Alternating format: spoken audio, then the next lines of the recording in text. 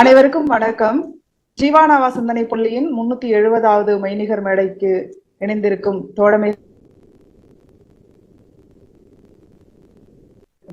முகநூலிலும் Webex நேரலையிலும் கலந்திருக்கும் தோழமைகளையும் வரவேற்று இன்றைக்கு சிந்துவெளி விட்ட இடம் சங்க இலக்கியம் தொட்ட இட நூலிலிருந்து வன்னியின் வேர்கள் என்று உரையாட வந்திருக்கிறார் சுமித்ரா சத்தியமூர்த்தி. நிகழ்வின் தொடக்கமாக தமிழ்தாய் வாழ்த்து. தமிழ்தாய் வாழ்த்தை பாட ஜீவனாவா சிந்தனை பள்ளியின் இயக்குனர் ஜார்ஜ் தோழர் அவர்களை அழைக்கிறோம். தோழமைகள் தங்களது வீடியோக்களை அணைத்துக் கொள்ளலாம். அன்பான தோழமை நெஞ்சங்களை, ஜீவானாவா சிந்தனை பள்ளியினுடைய 370வது மெய்நிகர் மேடை நிகழ்வு இப்போது நடந்து கொண்டிருக்கின்றது. சிந்துவெளி விட்ட இடம் சங்க இலக்கிய தொட்ட இடம் 12வது உரையாக இன்று நடக்கின்றது. வன்னியின் வேர்கள் என்ற தலைப்பில் இந்த உரை நிகழவிருக்கின்றது. இந்த நிகழ்வில் நேரலிலும் இணைந்திருக்கக்கூடிய எல்லா தோழமை நெஞ்சங்களையும் அன்புடன் வரவேற்று கொண்டு தமிழ்தாய் வாழ்த்து பாடுகின்றேன். நீராறும் கடல் உடுத்த நிலமடைந்த கெழில் ஒழுகும் சீராறும் மதனமென திகழ்பரத கண்டமிதில் தெக்கணமும் அதில் சிறந்த திராவிடனல் திருநாடும் தக்க சிறு பிறை நுதலும் தரித்தனரும் திலகமுமே அத்திலக வாசனை போல் அனைத்துலகும் இன்பமுற எத்திசையும் புகழ் மணக்க இருந்த பெரும் தமிழனங்கே தமிழனங்கே உன் சீரிழமை திறம்பியந்து செயல் மறந்து வாழ்த்துதுமே வாழ்த்துதுமே வாழ்த்துதுமே. நன்றி தோழர்களே. நன்றி தோழர். அடுத்ததாக இசைப்பாடல். எந்த நேரத்திலும் எப்போது கேட்டாலும் தன்னுடைய காந்த குரலால் அனைவரையும் கவர்ந்து இழுக்கக்கூடிய சைமன் தோழர் அவர்கள் இன்று ஒரு தனது இசைப்பாடலை வழங்க வருகிறார். வாருங்கள் தோழர். 370வது மெய்நிகர் மேடையிலும் முகநூல் இணைந்திருக்கும் அனைத்து தோழர்களுக்கும் வணக்கம். இது ஒரு பரிணாமனுடைய பாடல். ஆயிரம் ஆயிரம் சிற்பிகள் செய்த அழகு தேருது, நம் காவியம் சிற்பம் ஓவியம் கடைந்த வேலை பாடுது. ஆயிரம் ஆயிரம் சிற்பிகள் செய்த அழகு தேருது, நம் காவியம் சிற்பம் ஓவியம் கடைந்த வேலை பாடுது. நம்பிக்கை வைத்து நெம்புகோள் எடுத்து நடப்போம் வாருங்கள், நம்பிக்கை வைத்து நெம்புகோள் எடுத்து நடப்போம் வாருங்கள். நாம் நடந்தால் தேர் நடக்கும், அன்றில் வெயில் மழையில் கிடக்கும். நாம் நடந்தால் தேர் நடக்கும், அன்றில் வெயில் மழையில் கிடக்கும். அழகு தேருது பாரத அன்னை தேருது, இனி உன் புத்திரர் கைவசமே. ஆயிரம் ஆயிரம் சிற்பிகள் செய்த அழகு தேருது, நம் காவியம் சிற்பம் ஓவியம் கடைந்த வேலை பாடுது. சீதையும் என்னரும் கோபியரும் கண்ட சித்திர பூரதமே, நம் சித்திரர் கைவசமே.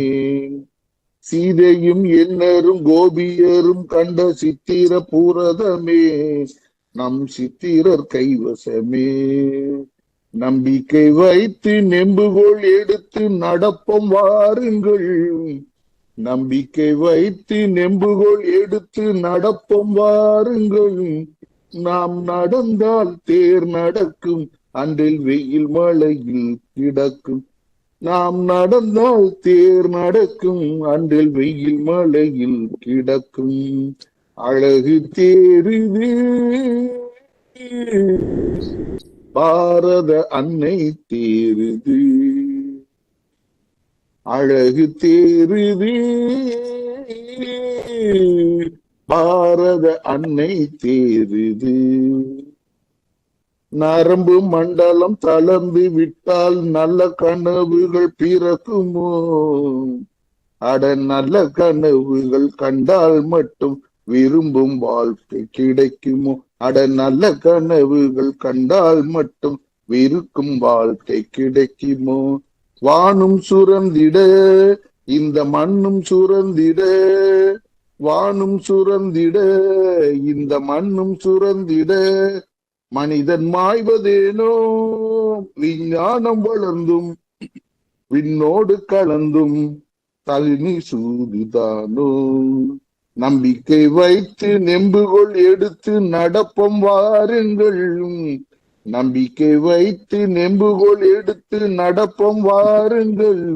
நாம் நடந்தால் தேர் நடக்கும், அன்றில் வெயில் மலையில் கிடக்கும். நாம் நடந்தால் தேர் நடக்கும், அன்றில் வெயில் மலையில் கிடக்கும். அழகு தேருது பாரத அன்னை தேருது. ஆயிரம் ஆயிரம் சிற்பிகள் செய்த அழகு தேருது. நம் காவியம் சிற்பம் ஓவியம் கடைந்த வேலை பாடுது. நம் காவியம் சிற்பம் ஓவியம் கடைந்த வேலை பாடுது. நன்றி தோழர். நன்றி. பாரத அன்னையை தேரில் அழைத்து வந்து பள்ளியிட்டிருக்கிறார். மிக நல்ல ஒரு இசைப்பாடல். வாழ்த்துக்கள் தோழர். அடுத்ததாக நேரடியாக நம்ம தலைமை உரைக்கு செல்லலாம் அப்படின்னு நினைக்கிறேன். எத்தனை முறைகள் தலைமை நம்மளுடைய ஜீவனாவா சிந்தனை பள்ளியில பல முறை தலைமை உரை ஆற்றி இருந்தாலும் அவருக்கான அறிமுகத்தை வந்து நம்ம சொல்லிக்கிட்டே இருக்கலாம். அந்த அளவுக்கு அவரு சொல்ல வேண்டிய செய்திகள் நிறைய இருக்குது. நமது துறையின் மேனாள் துறை தலைவர் ஆய்வாளர் நாவா ஆய்வுக்குழுவை தொடர்ந்து ஒவ்வொரு மாதமும் நடத்தி வருகிறார். பெருமைக்குரிய நமது நாட்டார் வழக்காட்சியல் துறையின் பேராசிரியர் அன்புக்குரிய அப்பா அவர்களை தலைமை உரையாற்ற வருமாறு அன்புடன் அழைக்கின்றோம். மிக்க நன்றி கனிமொழி. ஈவானாவா சிந்தனை பள்ளியினுடைய 307வது மெய்நிகர் மேடையில் இன்று தொடர் உரை அறிஞர் ஆர் பாலகிருஷ்ணன் எழுதிய ஒரு பண்பாட்டின் பயணம் சிந்து முதல் வைகை வரை என்கின்ற ஒரு பெரிய நூல். அந்த நூலை பற்றி, அந்த நூலில் இருக்கக்கூடிய செய்திகளை மிக நேர்த்தியாக இதுவரை 11 உரைகளை தந்து இன்று 12வது உரையை தர இருக்கக்கூடிய மதிப்பிற்குரிய தோழர் சுமித்ரா சத்தியமூர்த்தி அவர்களே, இந்த நிகழ்வில் ஒரு தொகுப்பாளராக செயல்பட்டு கொண்டிருக்கக்கூடிய அல்ல ஒருங்கிணைப்பாளராக செயல்பட்டு கொண்டிருக்கக்கூடிய அன்பு கனிமொழி அவர்களே, ஈவானாவா சிந்தனை பள்ளியினுடைய இயக்குனர் என்னுடைய இனிய நண்பர் தோழர் எஸ்.கே. கங்கா அவர்களே, ஒரு சிறந்த ஒரு இசைப்பாடலை, பரிணாமன் பாடலை பாடிய என்னுடைய இனிய நண்பன் சைமன் அவர்களே, தமிழ்த்தாய் வாழ்த்து பாடிய ஜார்ஜ் அவர்களே, பல்வேறு இடங்களில் இருந்து இந்த வெப்எக்ஸ் நேரலையில் கலந்து கொண்டிருக்கக்கூடிய அன்பான தோழர்களே, முகநூலில் கலந்து பார்வையிட்டுக் கொண்டிருக்கக்கூடிய தோழர்களே, உங்கள் எல்லாருக்கும் ஈவானாவா சிந்தனை பள்ளியின் சார்பாக என்னுடைய அன்பு கலந்த வணக்கத்தை தெரிவித்துக் கொள்கிறேன். ஒரு அற்புதமான ஒரு நூல். மேலே அதை அந்த நூலை நான் போன தடவையும் சொன்னேன், என்ன மாதிரி வயசாளிகள் வச்சு படிக்கிறது, தூக்கிட்டு டேபிள்ல வைக்கிறதே ஒரு பெரிய அவ்வளவு கனமான ஒரு நூல். நல்ல அச்சுக்கோப்பு, சிறப்பான படங்கள், நன்றாக வெளியிடப்பட்டிருக்கக்கூடிய, நேர்த்தியாக வெளியிடப்பட்டிருக்கக்கூடிய ஒரு நூல். ஆங்கிலமும் சரி, தமிழும் சரி. அந்த நூலினுடைய ஒவ்வொரு பகுதியையும், ஒவ்வொரு இயலையும் மிகச் சிறப்பாக நமக்கு ஒவ்வொரு உரையாக, தொடர் உரையாக நமக்கு தந்து கொண்டிருக்கிறார் சுமித்ரா அவர்கள். கடந்த மாதம், கடந்த உரையில் அந்த நூலில் உள்ள சிலம்பு, சிந்து முதல் வைகை வரை, திராவிட பெருவழியில் தாய் தெய்வங்கள் என்கின்ற ஒரு ஒரு நல்ல தலைப்பு. அந்த தலைப்பை, அது பிற தலைப்புகளை விட இந்த தலைப்பில் என்ன அப்படின்னு சொன்னா, ரொம்ப நமக்கு சிலப்பதிகாரம் பரிச்சயம் என்பதால் நமக்கு ரொம்ப வசதியாக அதை தொடர முடிந்தது அவருடைய அந்த உரை. இதுல தமிழில் சிலப்பதிகாரம் பற்றி முக்கியமான பல நூல்கள் வந்திருக்கின்றன. நம்முடைய மதிப்பிற்குரிய மயிலை சீனி வெங்கடசுவாமி அவர்கள் தாய் தெய்வ வழிபாடு பற்றி அவர் நூலே எழுதியிருக்கிறார். பல கட்டுரைகளுடைய தொகுப்பு கண்ணகி வழிபாடு பற்றும் அதில் குறிப்பிடப்பட்டிருக்கிறது. பகவதி வழிபாடு என்கின்ற பெயரில். அதே மாதிரி ரொம்ப குறிப்பிடும்படியான, நான் ரொம்ப ரசித்து படித்த ஒரு நூல் நம்முடைய தோமுசி ரகுநாதன் அவர்கள் எழுதிய இளங்கோவடிகள் யார் என்கின்ற நூல். அந்த நூல் அதுவரையிலும் சிலப்பதிகாரத்தை பற்றி பேசி வந்த, சிலப்பதிகாரத்தை எழுதியது, அதை படைத்தது இளங்கோவடிகள். இளங்கோவடிகள் யார் என்கின்ற ஒரு கேள்வியை கேட்டு பார்த்தால் நம்ம எல்லாருக்கும் எளிதில் தெரியக்கூடியது சேரன் செங்குட்டுவனின் தம்பி. அப்படித்தான் சொல்லுவோம். அவர் இளங்கோவடிகள் சேரன் செங்குட்டுவனின் தம்பி இல்லை அப்படின்பார். அவரு வணிக குலத்தில் தோன்றிய ஒருவர் என்பதை பல்வேறு எடுத்துக்காட்டுகள் மூலம் நம்முடைய தோமுசி அவர்கள் நிறுவுவார்கள். அது ஏறக்குறைய 14 ஆண்டுகளாக கடின உழைப்புடன் வெளிவந்த ஒரு நூல். ஒரு நமக்கு அவர் சொல்லக்கூடிய கருத்துக்களை எல்லாம் நமக்கு ஏற்றுக்கொள்றதிலேயே சில சிரமங்கள் உண்டு. இருந்தாலும் அந்த நூல் ரொம்ப முக்கியமான ஒரு நூல். ஏனென்றால் அவர் தரக்கூடிய ஆதாரங்கள் அவ்வளவு முக்கியமானவை. இந்த ஒரு பண்பாட்டின் பயணம் என்கின்ற நூலில் ஆர் பாலகிருஷ்ணன் அவர்கள் சில செய்திகளை நமக்கு தொகுத்து தருகிறார். ஆனா சிலப்பதிகார பதிகத்துல இது இந்த காவியம், இந்த சிலப்பதிகார காவியம் தமிழ் மூவருக்கும் பொதுவானது என்பதை அந்த பதிகத்தின் மூலம் அவர் குறிப்பிடுகிறார். அது மாதிரி கேரளத்தில் கண்ணகி வழிபாடு, கொடுங்கலூர் பகவதி கோவில் என்பது ரொம்ப முக்கியமானது. அங்க ஒரு சீக்ரெட் சேம்பர் இருக்கு, அது திறக்கப்படாத ஒன்று. கண்ணகி பற்றிய தகவல்கள் அதில் இருக்கலாம் என்று எல்லாராலும் சொல்லப்படுகிறது. அது எந்த அளவுக்கு என்று தெரியவில்லை. இந்த சீக்ரெட் சேம்பர் என்கின்ற பற்றி நூல்கள், ஒரு நூல் வெளிவந்திருக்கிறது. அதே மாதிரி அந்த அந்த கோவில் வழிபாட்டின் போது பாடப்படக்கூடிய பாடல்கள், சிலப்பதிகார கதையை சொல்லக்கூடிய பாடல்கள், இது போக அங்கு வேறும் சில பாடல்கள் அந்த அம்மனை திருப்திப்படுத்துவதற்காக பாடுகிறார்கள். இந்த செய்தியும் நம்ம பார்க்க முடியும். இந்த மாதிரி கேரளத்துல அந்த கண்ணகி வழிபாடு பகவதி வழிபாடாக இன்று இருப்பதை அவர் சுட்டி காட்டுகிறார்.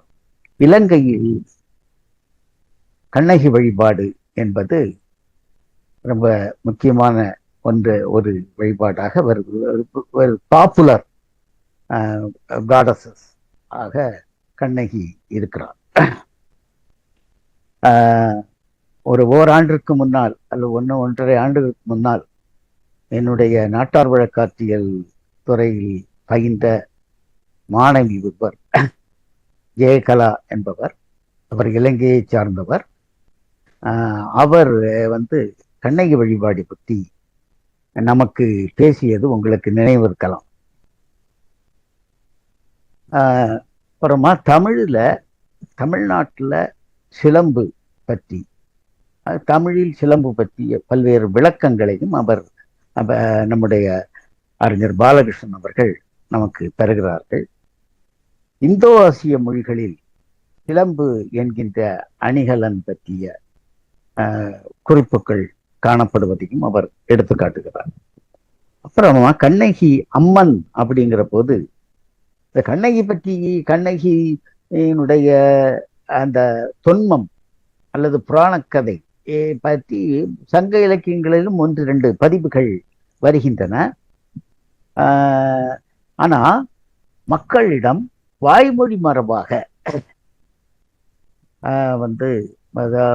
இங்க நம்ம பார்க்கலாம். அத கோவலன் கதை, கோவிலன் கதை, கண்ணகி கதை, கர்ணகை கதை, கண்ணகி கதை, கோவிலன் கர்ணகி கதை, கோவலன் கண்ணகி கதை, இந்த மாதிரி பெயர்களில் எல்லாம்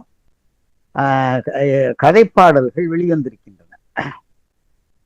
இந்த கதைப்பாடல்கள்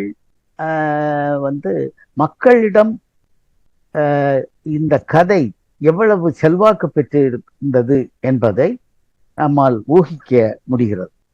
அதை தான் அவர் வாய்மொழி மரபில் கண்ணகி பற்றிய செய்திகள் நமக்கு அவர் எடுத்து காட்டுகிறார் இந்த நூலில். இந்த பகுதியை எல்லாம் மிக சிறப்பாக நம்முடைய சுமித்ரா அவர்கள் பேசினார்கள். அடுத்ததாக என்ன செய்கிறாரு, சிந்துவெளி பண்பாட்டில் தாய் தெய்வ வழிபாடு அப்படிங்கிறது, மொஹஞ்சதாரோவில் சிலம்பு, அரச மரத் தெய்வம், இது பற்றியெல்லாம் உள்ள தகவல்களை அவர் சொல்லி காட்டுகிறார், குறிப்பிட்டு காட்டுகிறார். அப்புறமா கண்கை கோயில் குஜராத்தில் இருப்பதையும் பாலகிருஷ்ணன் அவர்கள் சொல்வதை குறிப்பிட்டுள்ளதை சுமித்ரா அவர்கள் குறிப்பிட்டார்கள். அதே மாதிரி அந்த கண்கை கதை பற்றிய கதை என்பது ஒரு பழமரபு கதை என்பதையும் அங்க குஜராத்தில் காண முடிகிறது. அடுத்ததாக இந்த கண்கை வழிபாடு எப்படி இருக்கிறது அப்படிங்கிறது, ஒவ்வொரு மாதமும் பௌர்ணமி தினத்தன்று நடைபெறக்கூடிய வழிபாடு பற்றியும் அவர் விளக்கியதை சுமித்ரா அவர்கள் நமக்கு கூறினார்கள். அப்புறமா குஜராத்தில் பாணர் மரபினர்ல 18 வகையினர் இருக்கிறார்கள், 18 சமூக பிரிவுகள் இருக்கிறார்கள்.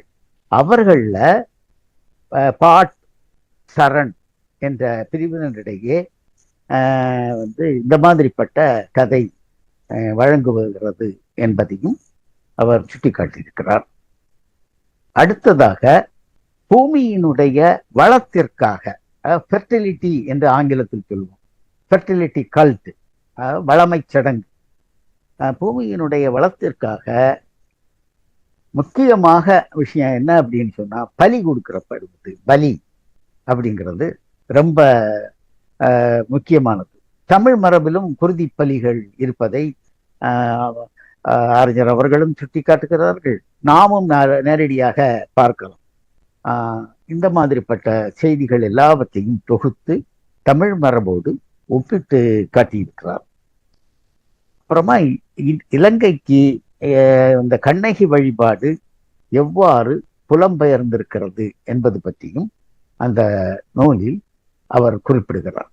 இவ்வாறு ஏராளமான செய்திகளை கொண்ட ஒரு பகுதியாக சிலப்பதிகார கதையையும் இது திராவிட பெருவழியில் தாய் தெய்வ உங்கள் பற்றியும் ஏராளமான தகவல்களை கொண்ட ஒரு உரையாக கடந்த மாதம் நடைபெற்ற கூட்டம் அமைந்தது. இன்றைய கூட்டத்தில் அவர் நம்முடைய முகநூலில் அவர் இன்னைக்கு எதை பேச போகிறார் என்பதை மிகச் சுருக்கமாக ஆனால் தெளிவாக குறிப்பிட்டிருக்கிறார்கள். அதுக்குள்ள நான் செல்வதற்கு விரும்பவில்லை.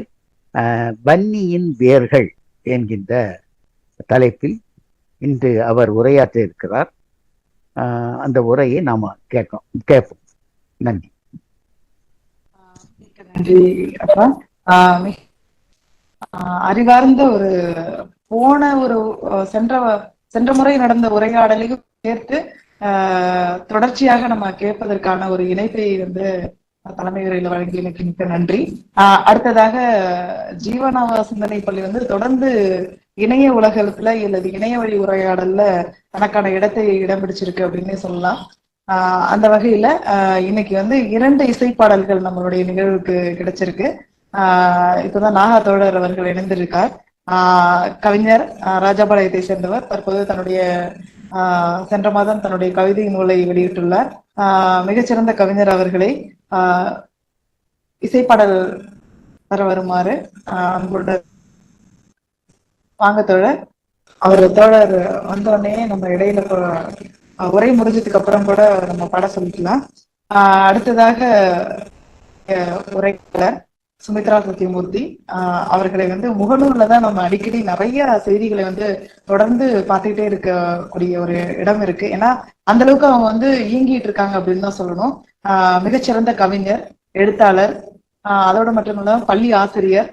ஒரு பள்ளியில இருந்துட்டு அவங்க செயல்படுறது அப்படிங்கிறது எவ்வளவு கஷ்டன்றத நான் என்னால உணர முடியும்.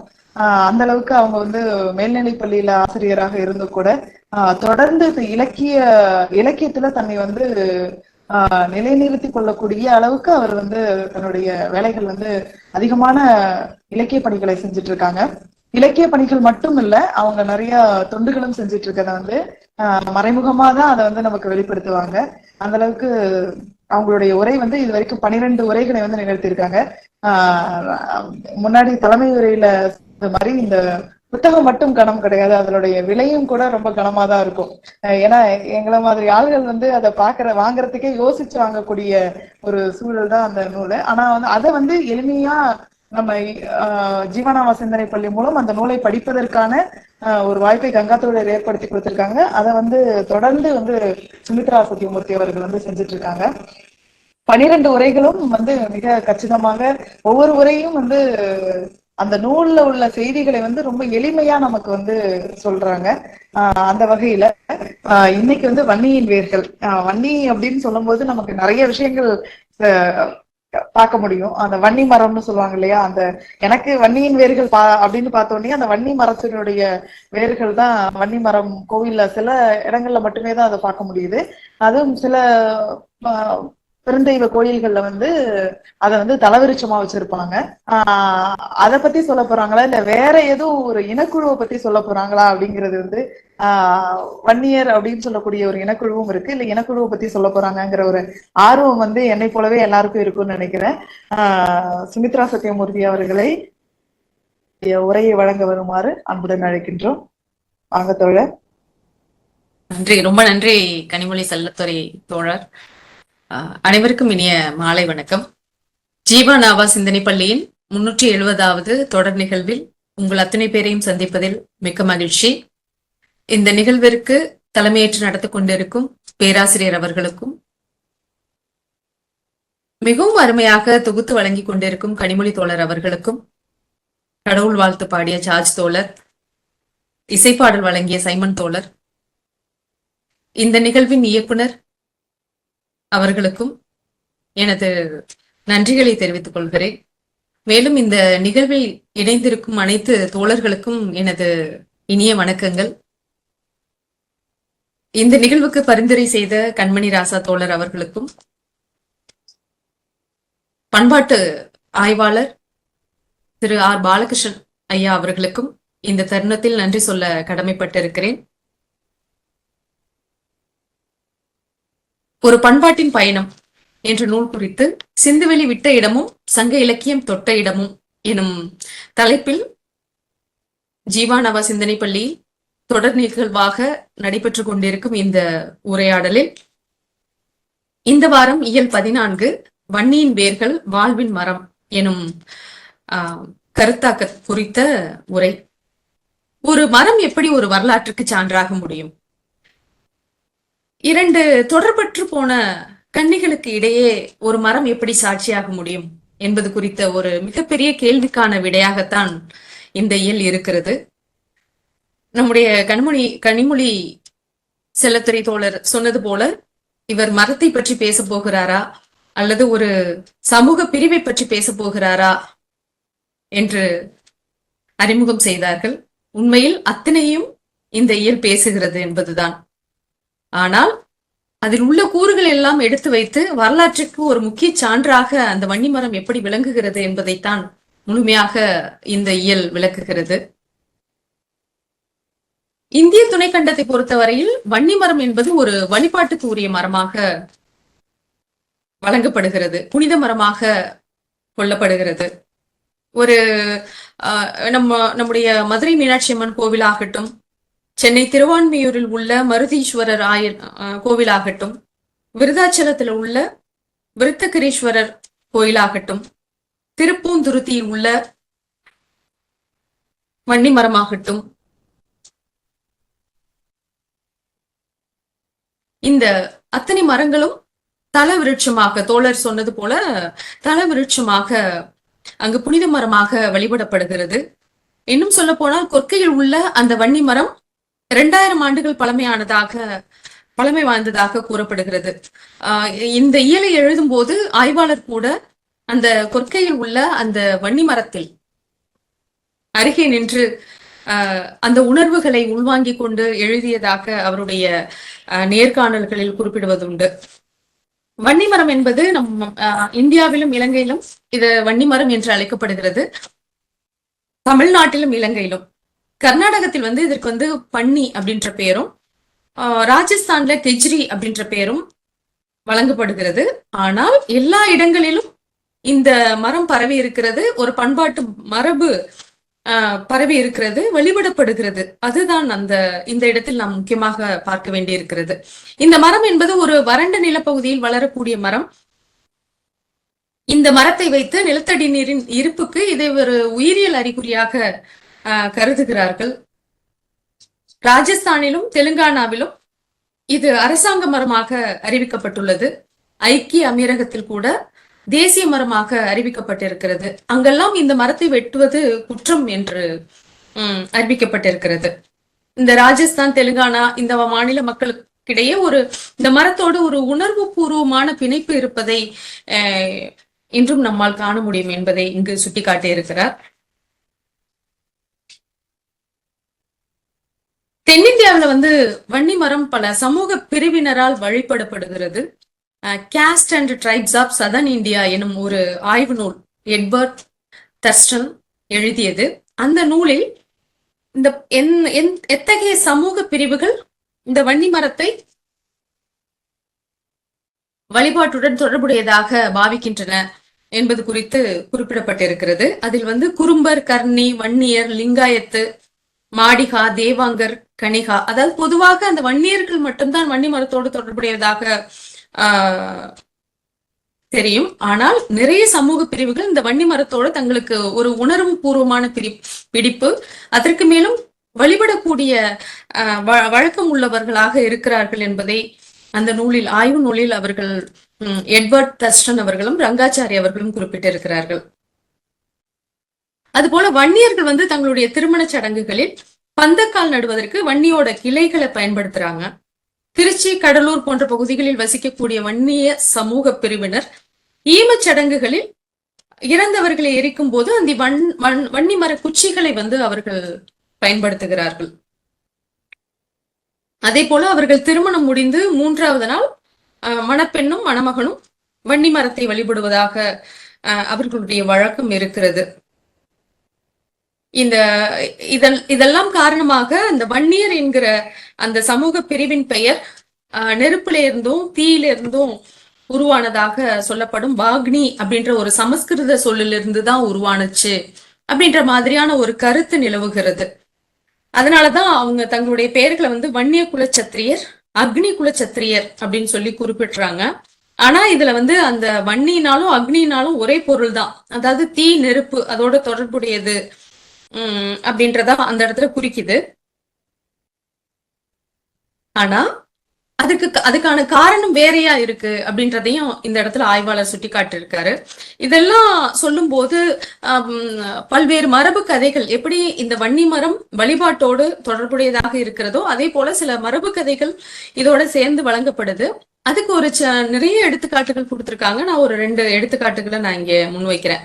ஆந்திராவில வந்து ஒரு ஆயர்குடி தொன்ம கதையில அந்த ஆயர்குடி மன்னன் வந்து தன்னுடைய ஆயுதங்களை எதிரிகளுக்கு கண்கள்ல படாம மறைச்சு வைக்கிறதுக்காக ஜம் அப்படின்று அழைக்கப்படக்கூடிய ஒரு வன்னி மரத்துக்கிட்ட அணுகுனதாகவும் அங்கு அந்த ஆயுதங்களை மறைச்சு வச்சதாகவும் அந்த ஆயுதங்கள் அந்த மன்னரோட கண்ணுக்கு மட்டும்தான் தெரியக்கூடிய வகையில் இருந்ததாகவும் மற்றவர்கள் யாருமே கண்டுபிடிக்க முடியாதவாறு அந்த மரம் அந்த ஆயுதங்களை காத்ததால் அந்த மரத்தை வந்து அவங்க புனித மரமா வழிபடுறாங்க அப்படின்ற ஒரு மரபு கதையை இந்த இடத்துல குறிப்பிட்டிருக்காரு. இதோட நீட்சி மாதிரியே பார்த்தோம்னா மகாபாரத கதையில பாண்டவ இளவரசர்கள் 5 பேரும் வனவாசம் போகிறதுக்கு முன்னாடி ஒரு சம் அப்படின்ற ஒரு வன்னி மரம், அங்க பாத்தீங்கன்னா ஜம் அப்படின்னு இருக்கும், இது சம் அப்படின்ற ஒரு வன்னி மரத்துக்கிட்ட அணுகி கேக்குறாங்க, மறைச்சு வைக்கிறாங்க. இதே போல இந்த கதை மரபு செல்லுது. இப்ப கிட்டத்தட்ட பார்த்தோம்னா இந்த ஆயர்குடி கதைக்கும் இந்த மகாபாரத கதைக்கும் ஒரு தொடர்பு இருக்கிறத நம்மளால புரிஞ்சுக்க முடியும். அதே போல ராமன் வந்து ராவணனை கொன்ற பிறகு வன்னி மரத்தை வழிபட்டதாக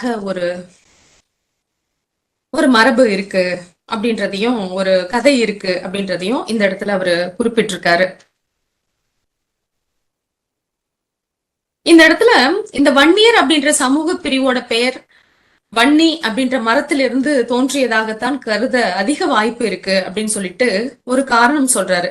எப்படின்னா இந்த வன்னி அப்படின்ற பேரை வன்னி மரத்தோடு தொடர்பு படுத்தாம அக்னியோடு தொடர்பு படுத்துறது வந்து பின்னர் வந்த வைதீக மரபுல வந்த ஒரு வழக்கமாக இருக்கும் அப்படின்னு ஆய்வாளர் குறிப்பிடுறாங்க.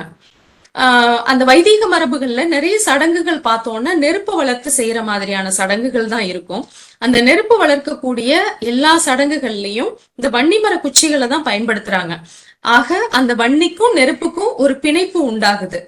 அங்கிருந்துதான் அந்த வாக்னி அப்படின்ற ஒரு சமஸ்கிருத சொல் உருவாகுது. அதன் பிறகுதான் இந்த வன்னி என்பது நெருப்போடு தொடர்பு படுத்தக்கூடிய ஒரு வழக்கம் வந்திருக்கும் அப்படின்றத அவர் சுட்டி காட்டுறாரு. ஆக வன்னி அப்படின்ற பேர் வந்து மரத்திலிருந்து வந்தது தானே தவிர சமஸ்கிருதத்துல உள்ள அக்னி, வாக்னி என்று சொல்லக்கூடிய நெருப்பிலிருந்து உருவான பெயர் இல்லை அப்படின்றதையும் இவரு முன்வைக்கிறாரு.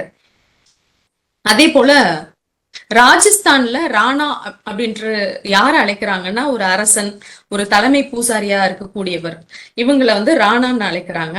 அவங்க வந்து வன்னி மரத்தை வழிபடுறாங்க, சில சடங்கு முறைகளை செய்கிறாங்க. இது வந்து இதே போல வழக்கம் வந்து யாருக்கு இருக்குன்னா மைசூர்ல இருக்கக்கூடிய உடையார்கள் இதே மரபு அவங்களும் பின்பற்றி செய்யறாங்க. அதோட இதை ஒப்பிடலாம். அதே போல தமிழ்நாட்டுல குயவர்கள், அவங்கையும் உடையார்கள் அப்படின்ற ஒரு பிரிவு இருக்கு. இவங்களும் வன்னி மரத்தை வழிபடக்கூடியவங்களா இருக்காங்க. அந்த குழாளர் அப்படின்னு சொல்றாங்க குயவர்களை, அவங்க வந்து வன்னி மரத்தை வழிபடக்கூடியவங்க தான். வட மாநிலங்கள்ல உத்தரப்பிரதேசம், ஹரியானா, அதே போல வடமேற்கு இந்தியாவை ஒட்டிய பகுதிகள், இங்கெல்லாம் அந்த வன்னி மரத்தை வழிபடக்கூடிய மக்கள் இருக்காங்க. அதுல ஜாட் அப்படின்ற ஒரு சமூக பிரிவினர், இவர்கள் வந்து திருமண சடங்குகள்ல வன்னி மரத்தை முதன்மைப்படுத்துறாங்க. அதே முறையதான் தமிழ்நாட்டில் இருக்கக்கூடிய வன்னியர்களும் திருமண சடங்குகளில் இந்த வன்னி மரத்தை முதன்மைப்படுத்தி சில சடங்குகள் செய்யறாங்க. அதோட இதை ஒப்பிட முடியும் அப்படின்னு சொல்றாங்க.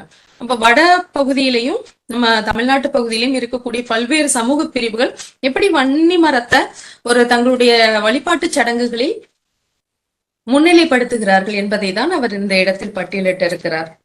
இன்னும் ஒரு செய்தி என்னன்னா, ஜண்ட் அப்படின்ற ஒரு உட்பிரிவு இருக்கு. இந்த மக்கள் வந்து ராஜஸ்தான், ஹரியானா போன்ற பகுதிகளில் இருக்காங்க. அங்க மட்டும் இல்ல, அவங்க இருக்கிறது பலுசிஸ்தான்லயும் இருக்காங்க. அங்க பலுசிஸ்தான்ல அங்க இந்த வன்னி மரத்தையே ஜண்ட் அப்படின்னு தான் அழைக்கிறாங்க. அவங்க அங்க வன்னி மரத்தை வழிபடுறாங்க அப்படின்ற ஒரு தகவல், ஏராளமான தகவல்கள் இங்க நமக்கு அவர் கொடுத்திருக்காரு. ரொம்ப ஆச்சரியமா இருக்கு. அதே போல கர்நாடகத்துல ஒரு சொல் வழக்கு எப்படின்னா, பன்னி கொட்டினே பங்கார ஹாகலி அப்படின்ற ஒரு சொல் வழக்கு இருக்கு. அப்படின்னா, நான் வந்து வன்னி மரத்து இலைகளை தருகிறேன், அது உனக்கு பொன் தரட்டும் என்பதுதான் அதோடைய பொருள். அப்ப அந்த வன்னி மரம், அதோட இலைகள் அப்படின்றது இந்த இடத்துல ஒரு வீரம், அமைதி, செழிப்பு, வளம், செழிப்பு, வளம், ஒரு பொன் பொருள் அப்படின்ற மாதிரி குறிப்பிடுற மாதிரியான ஒரு குறியீடா கருதப்படுகிறது. அப்படிப்பட்ட ஒரு நம்பிக்கை மரபு அங்க இருக்குது அப்படின்றத அவரு சுட்டி காட்டுறாரு. அதே போல திருப்பூந்துருத்தி அந்த கோயில்ல பணிபுரிஞ்சவங்களுக்கு எல்லாம் சம்பளத்திற்கு பதிலாக இந்த வன்னி மர இலைகளை பறிச்சு கொடுத்ததா ஒரு கதை இருக்கு அப்படின்றதையும் அவர் அங்க சுட்டி காட்டியிருக்காரு. இப்ப ஏற்கனவே நம்ம பார்த்த போதே ராஜஸ்தான்ல வந்து இது வந்து ஒரு அரசாங்க மரமா இருக்கு, அங்க அந்த மரத்தை வெட்டக்கூடாது அப்படின்றத பார்த்தோம். சரி, இதுக்கான ஒரு தொடர்ச்சியா அங்கு நிலவக்கூடிய ஒரு மரபு கதை வந்து இந்த இடத்துல குறிப்பிட்டிருக்காரு. 1730 ராஜஸ்தான்ல ஜோத்பூரை ஆட்சி செய்த ஒரு ராஜபுத்திரர், அவர் என்ன பண்றாரு, அங்க வந்து இந்த மரங்கள் கெஜ்ரி மரங்கள் அப்படின்னு அழைக்கப்படுது, சாலையோரம் இருந்த எல்லா கெஜ்ரி மரங்களையும் வெட்டுறதுக்கு ஆணையிடுறாரு.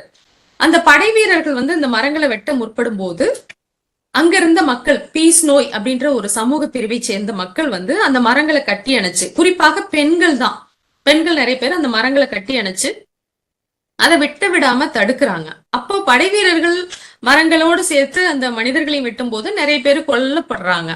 இதை பார்த்து மன பாதிப்படைந்த அந்த அரசன் என்ன பண்றாரு, தன்னுடைய தவறை உணர்ந்துட்டு இனிமேல் கெஜ்ரி மரங்களை யாரும் வெட்டக்கூடாது அப்படின்னு விட்டுறாரு.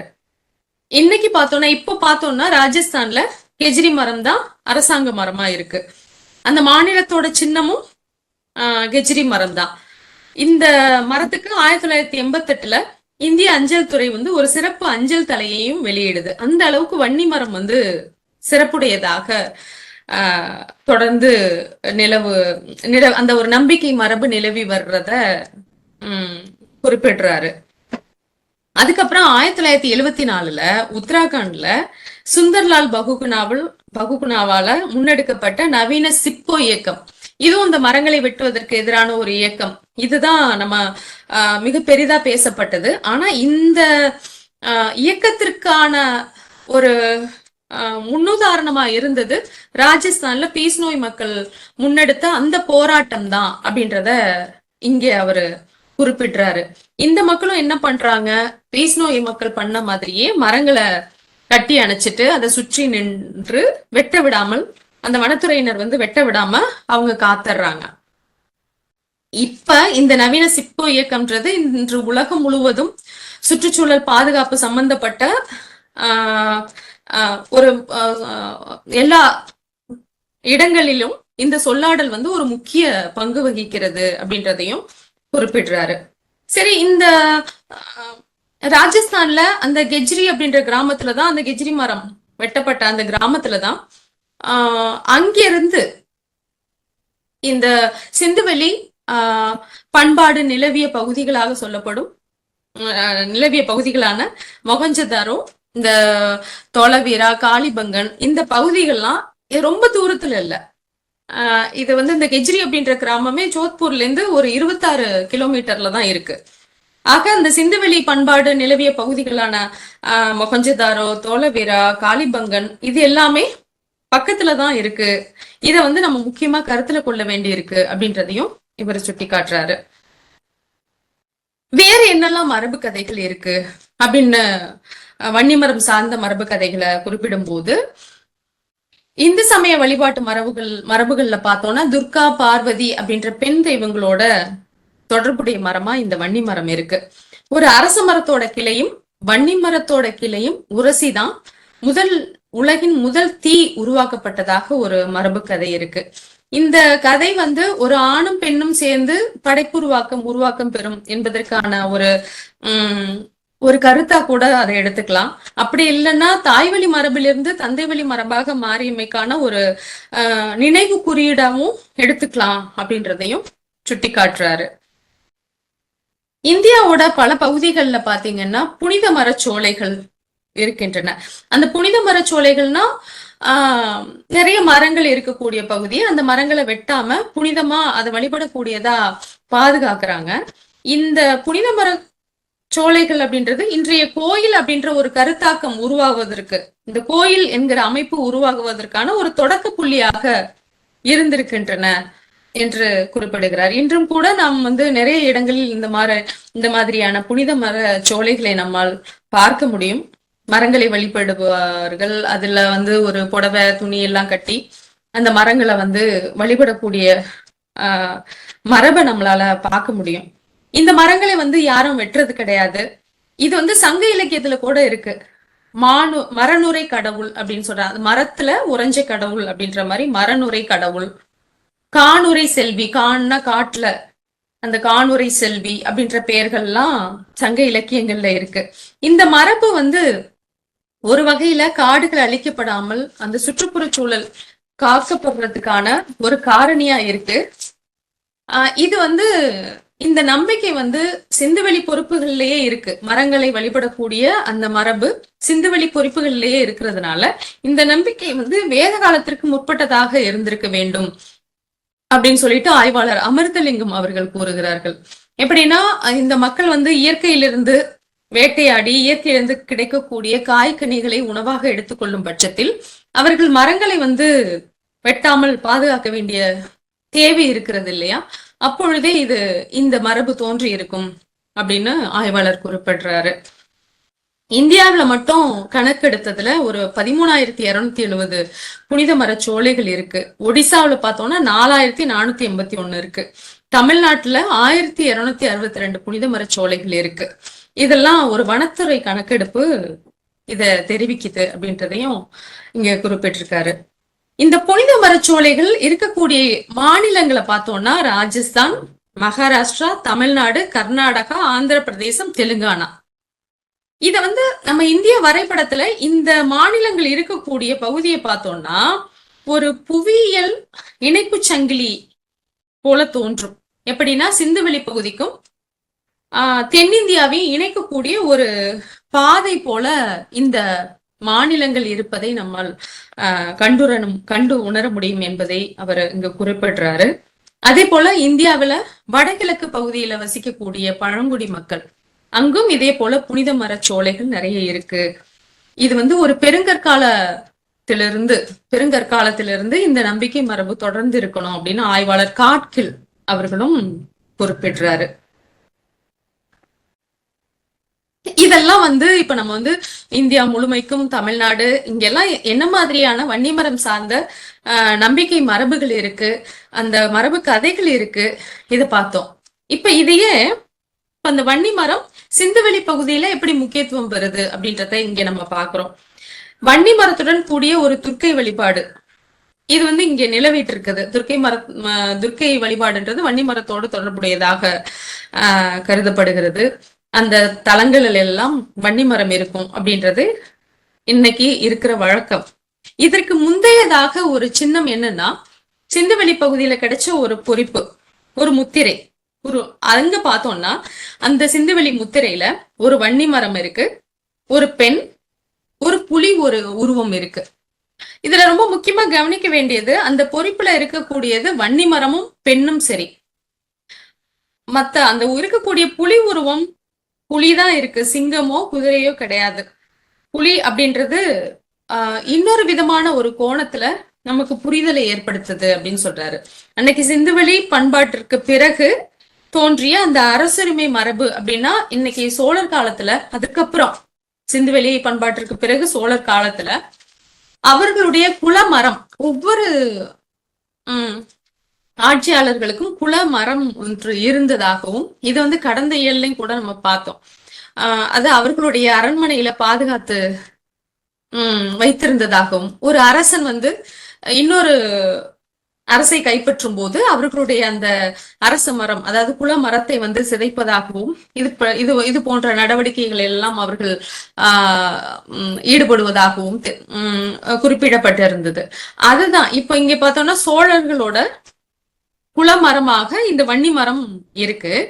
அதே போல அவர்களுடைய சின்னம் வந்து புலி சின்னம் தான். அதுதான் அரசுரிமை சின்னமாக இருந்திருக்கு. இதுல முக்கிய தொடர்புகளா கூறுகளா நம்ம எதை பார்க்கணும் அப்படின்னா, ஒண்ணு வன்னி மரம், இன்னொன்னு தாய் தெய்வ வழிபாடு, இன்னொன்னு புலி. இந்த 3 புள்ளிகளை கருத்துல கொண்டோம்னா சிந்துவெளி பண்பாடு சார்ந்த ஒரு பண்பாடு தொடர்ச்சியை மீட்டுருவாக்கம் செய்வதற்கு இந்த கூறுகள் ரொம்ப ஒரு முக்கிய பங்காற்றுகின்றன என்பதை இங்கு சுட்டி காட்டுகிறார். எப்படி சிந்துவெளி விட்ட இடமும் சங்க இலக்கியம் தொட்ட இடமும் அப்படின்ற ஒரு கருத்தை வலியுறுத்தும் இந்த நூல், அந்த நூலோட கருத்தாக்கத்தை, அதோட முன்மொழிவை மேலும் இது வலுப்படுத்துகிறது அப்படின்னு சொல்லிட்டு இவர் குறிப்பிட்டிருக்காரு.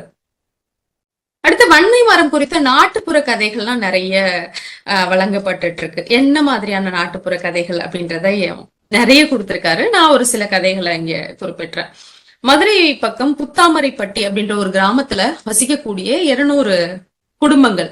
அவர்களுடைய குடும்பம் வந்து திருச்சி பக்கம் உள்ள, திருச்சி மாவட்டத்துல உள்ள குண்டூர் அப்படின்ற கிராமத்துல இருந்து வந்தவங்க அப்படின்ற ஒரு நம்பிக்கை அவங்க கிட்ட இருக்கு. அங்க வசிக்கும் போது அந்த ஒரு இளைஞன் வந்து வேறு சமூகத்தை சேர்ந்த ஒரு பெண்ணை வந்து காதலிச்சதுனால அந்த சமூகத்தை சேர்ந்தவங்க இவர்களை வந்து கொல்ல முயல்றாங்க. அப்போ உயிரை காப்பாத்திட்டு இவங்க எல்லாரும் தப்பிச்சு அங்கேருந்து ஓடி வராங்க.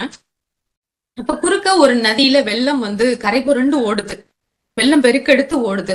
அப்ப தப்பிச்சு வரணும் அப்படின்ற போது அங்க தெற்கு பகுதியில, இந்த நதிக்கரையோட தெற்கு பகுதியில இருந்து இருந்த ஒரு வன்னி மரம் வளைஞ்சு ஒரு பாலம் போல இவர்கள் வந்து இன்னொரு கரைக்கு, அதாவது வடக்கு பகுதியில இருந்து தெற்கு பகுதிக்கு கடக்கிறதுக்கு உதவி புரிஞ்சிருக்கு.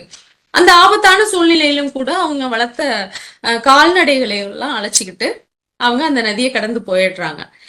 மீண்டும் அந்த எதிரிகள் இவர்களை வந்து பின்தொடர்ந்து வராத வகையில அந்த வன்னி மரம் வந்து அதுக்கப்புறம் நேராயிடுச்சு. அப்ப இவங்களை காப்பாத்திருச்சு. அந்த வன்னி மரம் தான் அந்த அவர்கள் கொல்லப்படாமல் அந்த இடத்துல காப்பாத்திருச்சு. அப்படின்றதுனால இன்றைக்கும் அவர்கள் வந்து வன்னி மரத்தை வழிபடக்கூடியவர்களா இருக்காங்க. அங்க பூசாரி சாமி ஆடும்போது இத சொல்லியே, இந்த தொடரை சொல்லியே அவர் வந்து நினைவு கூர்றாரு. என்னன்னா, வன்னி மரம் சாஞ்சு புறஞ்சாஞ்சு வந்த மக்கா அப்படின்ற ஒரு தொடரியல்ல வந்து அவரு பயன்படுத்துறாரு.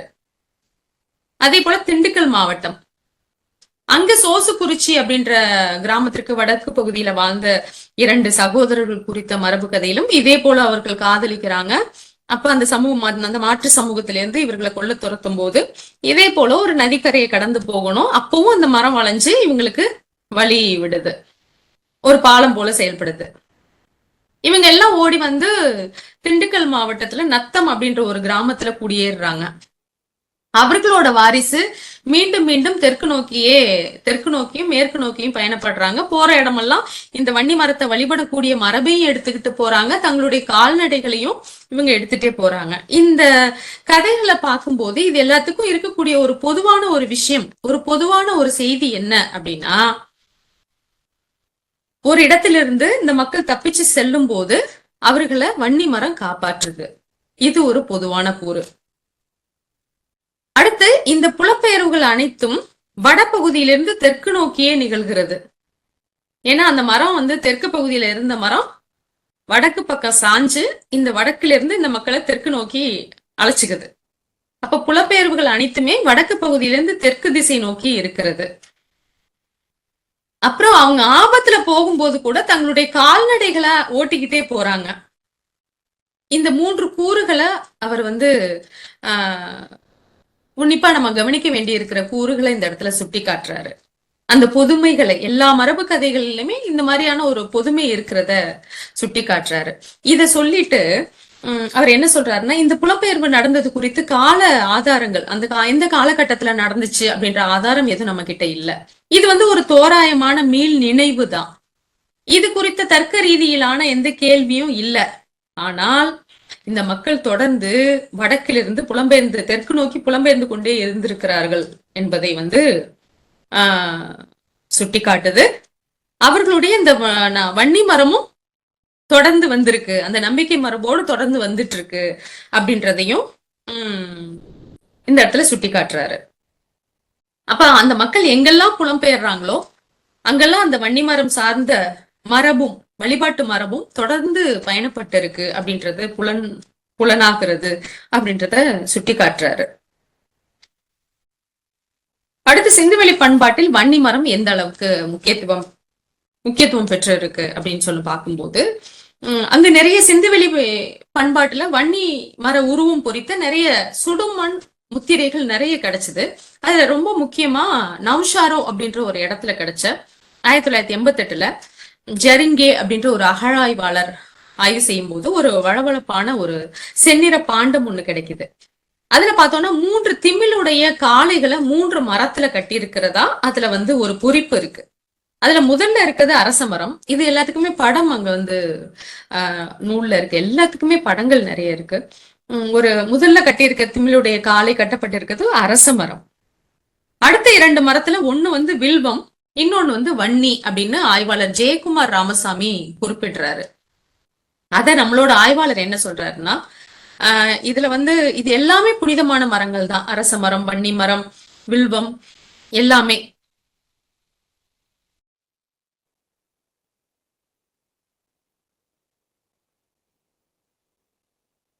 வில்வ மரம் கிடையாது, அது வன்னி மரம். அப்புறம் அதுக்கு அடுத்து வன்னி மரம்னு அவர் குறிப்பிட்டது வேப்ப மரத்தை குறிப்பிட்டது. அது புலனாகும், அதை பார்க்கும்போது புலனாகும் அப்படின்னு சொல்லிட்டு இவர் குறிப்பிட்டிருக்காரு. அதே போல் இன்னொரு முத்திரை கிடைக்குது. இந்த முத்திரையில வன்னி மரத்துல ஒரு பெண் அமர்ந்திருக்கா. அந்த வன்னி மரத்துக்கு கீழே ஒரு புலி வாயை திறந்துட்டு நாக்க நல்லா தெரியும்படி நிக்குது. இதை எப்படி எடுத்துக்கிறது அப்படின்னு சொன்னா, அந்த புலிகிட்ட இருந்து அந்த வன்னி மரம் காப்பாத்திருக்கு அவளை. அத ஒரு மீள் நினைவை இந்த இடத்துல ஒரு சித்தரிச்சிருக்கலாம். புலிகிட்ட இருந்து இவ தப்பிக்கிறதுக்கு அந்த வன்னி மரம் அவளுக்கு அடைக்கலம் கொடுத்ததா நம்ம எடுத்துக்கலாம். அப்படி இல்லைன்னா அது ஒரு பெண் தெய்வமா இருக்கலாம். அப்படி கூட கருதுறதுக்கான வாய்ப்புகள் இருக்கு அப்படின்னு சொல்லிட்டு குறிப்பிட்டுறாரு. இப்ப 2 முத்திரைகளிலையும் பார்த்தோம்னா வன்னி மரம் ரொம்ப முக்கியத்துவம் பெறுது.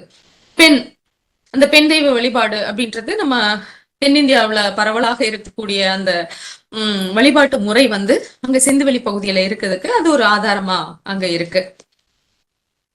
சரி, அடுத்து பழந்தமிழ் இலக்கியங்களில் வன்னி எங்கெல்லாம் வருது அப்படின்றதையும் நம்ம தொடர்பு படுத்த வேண்டியிருக்கு. அதுல பார்த்தோம்னா சங்க இலக்கியத்துல 2 இடத்துல வன்னி மரம் வருது. ஒண்ணு புறநானூற்றுல 372வது பாடல். இதுல ஒரு போர் வெற்றிக்கு பிறகு நடத்தப்படும் போர்கள சடங்கு, அந்த பின்னணியில இந்த வன்னி மரம் வருது. போர்கள வெற்றிக்கு பின்னாடி என்ன பண்றாங்கன்னா, அதுல பழி நிகழ்வுல அந்த கொல்லப்பட்ட எதிரிகளோட உடல் பாகங்களை, உடல் உறுப்புகளை சமக்க கூடிய ஒரு சடங்கு வருது. அதுக்கு அந்த வன்னி மர கட்டைகளை கரண்டியா பயன்படுத்துறதா அந்த பாடல்ல வருது, பாடல் தெரிவிக்குது. இந்த சடங்குகளுக்கெல்லாம் யாரு பூசாரியா இருக்கான்னா, ஒரு மகப்பேறு அடையாத ஒரு பெண் தான் பூசாரியா இருக்கிறதா அந்த பாடல் குறிப்பிடுது. சங்க இலக்கியங்களை பொறுத்தவரையும் போர்க்களத்தோட 2 தெய்வங்களை தொடர்பு படுத்துறாங்க. ஒண்ணு கொற்றவை, இன்னொன்னு இடுகாட்டு சிவன். இந்த இப்ப பார்த்த அந்த களப்பலி சடங்குல பெண் பூசாரி இடம்பெறுறது இந்த பெண் தெய்வ வழிபாட்டுல உள்ள ஒரு முக்கியமான கூறு. இன்னைக்கும் தென்னிந்தியாவுல இந்த பெண் தெய்வ வழிபாட்டுல பெண்கள் தான் பூசாரிகளா தொடர்ந்து இருக்கக்கூடிய அந்த முக்கியத்துவத்தை ஆய்வாளர்கள் நிறைய குறிப்பிட்டிருக்காங்க. இதுக்கான ஒரு முன்னாடியே நிகழ்ந்த ஒரு ஆதாரமா அந்த முத்திரையில இருக்கக்கூடிய அந்த குறியீடுகளை பார்க்கலாம். அதுக்கப்புறம் இந்த பழந்தமிழ் இலக்கியங்கள்ல இருக்கக்கூடிய இந்த பாடல்கள்ல இருக்கக்கூடிய குறிப்புகளையும் நம்ம தொடர்பு படுத்த முடியுது. அதே போல 10 44வது பாடல், இதுவும் வன்னி மரத்தை வந்து ஒரு புதைவிடத்தின் பின்னணியில சுட்டி காட்டுது. அப்புறம் வன்னி மன்றம் அப்படின்ற ஒரு சொல், அது ரொம்ப கவனிக்கப்படுது. மன்றம் அப்படின்னு எதை சொல்லுவோம் அப்படின்னா, பொதுவா மக்கள் எல்லாம் ஒன்று கூடி ஒரு புதிய விஷயத்தை பத்தி அவங்க பேசுற ஒரு இடத்தை தான் நம்ம மன்றம் அப்படின்னு சொல்லுவோம். இந்த வார்த்தையை வந்து ரொம்ப கவனிக்கக்கூடியதா இருக்கு. சிலப்பதிகாரத்துல வஞ்சின மாலையில பாண்டியன் அவையில கண்ணகி வந்து நீதி கேட்கிற ஒரு காட்சியில இளங்கோவடிகள் வந்து ஒரு கற்புத்திறன் மிக்க பத்தினி பெண்ணை பற்றி சித்தரிப்பதாக வருகிறது. அதில் அந்த கற்புடைய பெண் ஒருத்தி தன்னுடைய கற்பை நிரூபிப்பதற்காக அவர் 2 சாட்சிகளை வந்து சான்றாக அழைக்கிறார். ஒண்ணு வந்து வன்னிமரம், இன்னொன்னு மடப்பள்ளி. அப்ப அந்த இடத்துல வன்னி மரம் அப்படின்றது எவ்வளவு முக்கியத்துவம் பெறுது, அது சிலப்பதிகாரத்துல இருக்கு. மணிமேகலையில வன்னி மன்றம் இருக்கு. அந்த வன்னி மன்றத்துல கபாலிகர்கள் வந்து தங்களுடைய உணவை சமைத்தார்கள் அப்படின்னு மணிமேகலையில வருது. ஆக இதெல்லாம் வந்து எப்படி சங்க இலக்கியங்கள்ல இந்த வன்னி மரம் எங்கெல்லாம் வந்தது, அது எப்படி முக்கியத்துவம் பெற்றது அப்படின்றதையும் நிறைய சுட்டி காட்டி இருக்காரு. நான் ஒரு சில எடுத்துக்காட்டுகளை தான் எல்லாத்துக்கும் நான் குறிப்பிடுறேன் இங்க. அடுத்து வன்னியின் வேர்கள், இடப்பெயர் சான்றுகள்.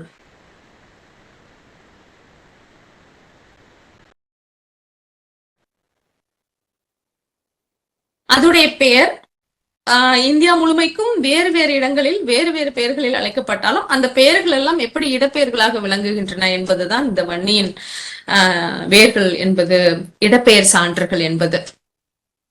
பொதுவா நம்ம புவியியல் கூறுகள், மரங்கள், தாவரங்கள், விலங்குகளோட பெயர்களை வந்து இடப்பெயர்களா பயன்படுத்துற வழக்கம் வந்து எல்லார்கிட்டையும் இருக்கு. இது உலகத்துல உள்ள நடைமுறைதான் சொல்லிட்டு பாகிஸ்தான்ல வன்னி, பன்னி, ஜண்ட் இல்ல பார்த்தோம்னா வன்னின்றது நம்ம தமிழ்நாடு, இலங்கையில பயன்படுத்துற வன்னி மரத்துக்கான பெயர். பன்னின்றது கர்நாடகத்துல, ஜண்ட்ன்றதும் நம்ம பார்த்தோம். இதெல்லாமே பாகிஸ்தான்ல ஒரு சொல் இடப்பெயரா இருக்கு. இந்த 3 சொற்களுமே வன்னி மரத்தோடு தொடர்புடையதுதான். எப்படி நம்ம வந்து வன்னி மரத்தோடு தொடர்புடைய வன்னியர்கள் என்ற சமூக பிரிவை சொல்கிறோமோ, அதே போல ஜண்ட்ன்றது ஒரு சமூக பிரிவு. அது ஜண்ட்ன்றது ஒரு இடத்துல வன்னி மரத்தோட பெயர், அந்த பெயரே அந்த சமூகத்தின் பெயரா இருக்கு. இதெல்லாம் நம்ம தொடர்பு படுத்த முடியுது. அதே போல பாகிஸ்தான்ல உள்ள ஜண்ட் அப்படின்ற இடப்பெயர் தொடர்ச்சி இமாச்சல் பிரதேசத்துல இருக்கு, மத்திய பிரதேசத்துல இருக்கு, பஞ்சாப்ல இருக்கு. கண்டி அப்படின்ற பெயர் வந்து வடமேற்கு பகுதிகளில் வன்னி மரத்தோட இன்னொரு பேரு. இந்த பெயர் வந்து பாகிஸ்தான்ல இருக்கு, ஆப்கானிஸ்தான்ல இருக்கு, இந்தியாவுல ராஜஸ்தான், இமாச்சல பிரதேசம், மத்திய பிரதேசம், உத்தராகண்ட், ஜம்மு, பீகார், அஸ்ஸாம், மகாராஷ்டிரா, தெலுங்கானா, இந்த பகுதிகள் எல்லாம் கண்டி அப்படின்ற பெயர் இருக்கு. அந்த பெயர் சொல்லும் போதே நமக்கு தெரியும் இலங்கையிலையும் அந்த பெயர் இருக்கு. இதே போல வன்னி மரத்தை குறிக்கக்கூடிய இன்னொரு சொல் வந்து ஷம்மி. அது ஆப்கானிஸ்தான்ல இருக்கு, இந்தியாவுல இருக்கு, இமாச்சல் பிரதேசத்துல எல்லாம் இடப்பெயரா இருக்கு. வன்னி மரம் வந்து ராஜஸ்தான்ல வந்து கெஜ்ரி அப்படின்னும் ஷம்மி அப்படின்ற பெயர்கள்ல அறியப்படுது. அதே பெயர்கள்ல இடப்பெயர்கள் இருப்பதோடு ரொம்ப ஆச்சரியமான ஒரு செய்தி, வன்னி அப்படின்ற இடப்பெயரும் ராஜஸ்தான்ல இருக்கு. இதெல்லாம் கவனத்துல கொள்ள வேண்டும் அப்படின்னு ஆய்வாளர் குறிப்பிடுறாரு. ஏற்கனவே பார்த்த போல கர்நாடகத்துல வந்து வன்னி மரத்துக்கு பேர் வந்து பன்னி. அங்க மட்டுமே 42 இடப்பெயர்கள் இதே பன்னி அப்படின்ற பெயர்ல கர்நாடகத்துல இருக்கு அப்படின்றதையும் குறிப்பிடுறாங்க. ஆக வன்னி, பன்னி, ஷமி, ஜண்ட், ஷம்மி இதெல்லாம் வந்து வன்னியோட வேறு வேறு பெயர்கள். இதெல்லாம் ஒரு சொல் இடப்பெயரா முன்னொட்டா இருக்கு, பின்னொட்டா இருக்கு.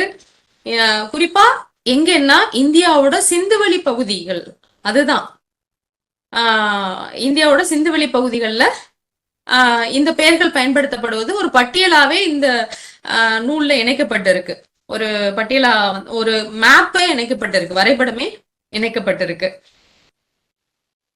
அதுவே நம்ம இந்திய துணைக்கண்டம் முழுவதும் அக்னி அப்படின்ற ஒரு பெயரை தேடணும்னா 4 இடத்துல மட்டும்தான் அந்த பேர் இருக்கு, அக்னி அப்படின்ற பேரு. அப்புறம் பாகிஸ்தான்லயும் ஆப்கானிஸ்தான்லயும் தேடணும்னா அப்படி ஒரு பேரே இல்லை, அக்னி அப்படின்ற பேரே இல்லை.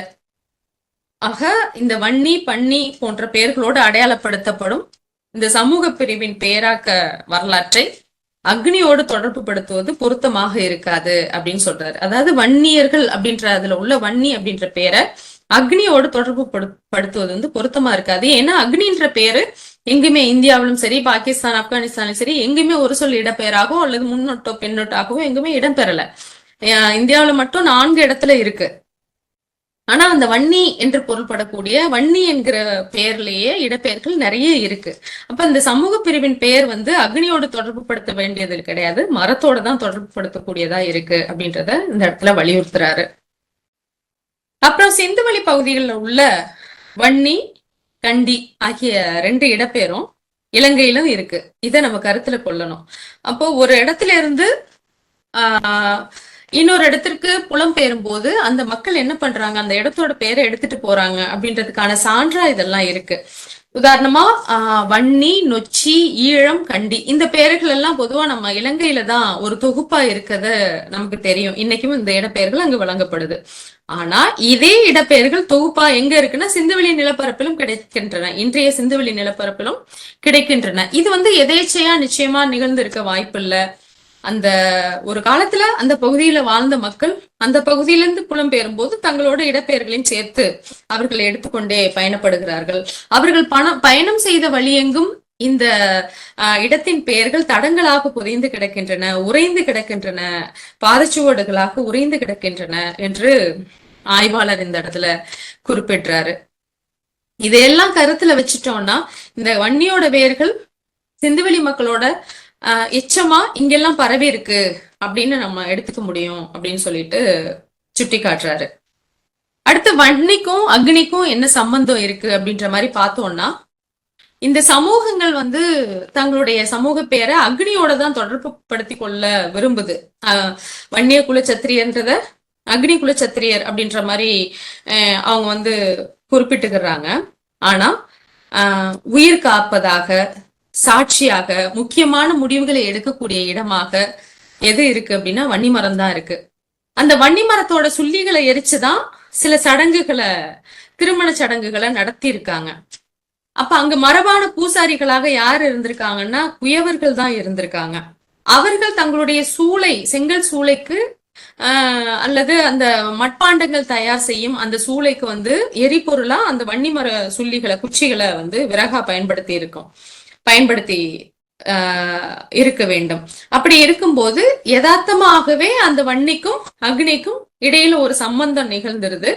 அப்ப அந்த சமூக பிரிவு என்ன பண்ணுது அப்படின்னு சொன்னா, மரத்தோட அடையாளப்படுத்தாம அக்னியோட அடையாளப்படுத்தி இருக்கிறதுக்கான வாய்ப்புகள் அதுல நிகழ்ந்திருக்க வாய்ப்பு இருக்கு அப்படின்னு சொல்லிட்டு குறிப்பிடுறாரு. இந்த செய்தியெல்லாம் நமக்கு ஒரு புதிய செய்தியா இருக்கு. அப்புறம் இந்த வன்னிய வந்து அக்னியோட தொடர்பு படுத்துறது எப்ப நிகழ்ந்திருக்கலாம் அப்படின்னா, இந்த சிந்துவெளி பண்பாட்டுக்கு பின்னர் காலப்போக்குல நிகழ்வு மாற்றமா இருந்திருக்க வாய்ப்பு இருக்கு. ஆக இந்த வன்னிய வந்து அக்னியோட தொடர்பு படுத்தக்கூடிய அந்த மரபு சிந்துவெளி காலகட்டத்திற்கு பிற்பாடு வந்ததாக இருக்கலாம் என்றுதான் தோன்றுகிறது என்று குறிப்பிடுகிறார். ஆக இந்த பண்பாட்டு மரபுகள் அனைத்தும், இது எல்லாமே ஒரு கூட்டு விளைவாக மொத்தமாக வன்னி மரம் வளர்ந்து நிற்கிறது. இந்த வன்னியோட வேர்கள் தான் இன்னைக்கு இந்திய பண்பாட்டின் வேர்களையும் அதோட விழுதுகளையும் பற்றிய தேடலுக்கு ஒரு முக்கிய ஆதாரமாக இருக்கிறது என்று கூறி இந்த இயலை வந்து முடிக்கிறார்.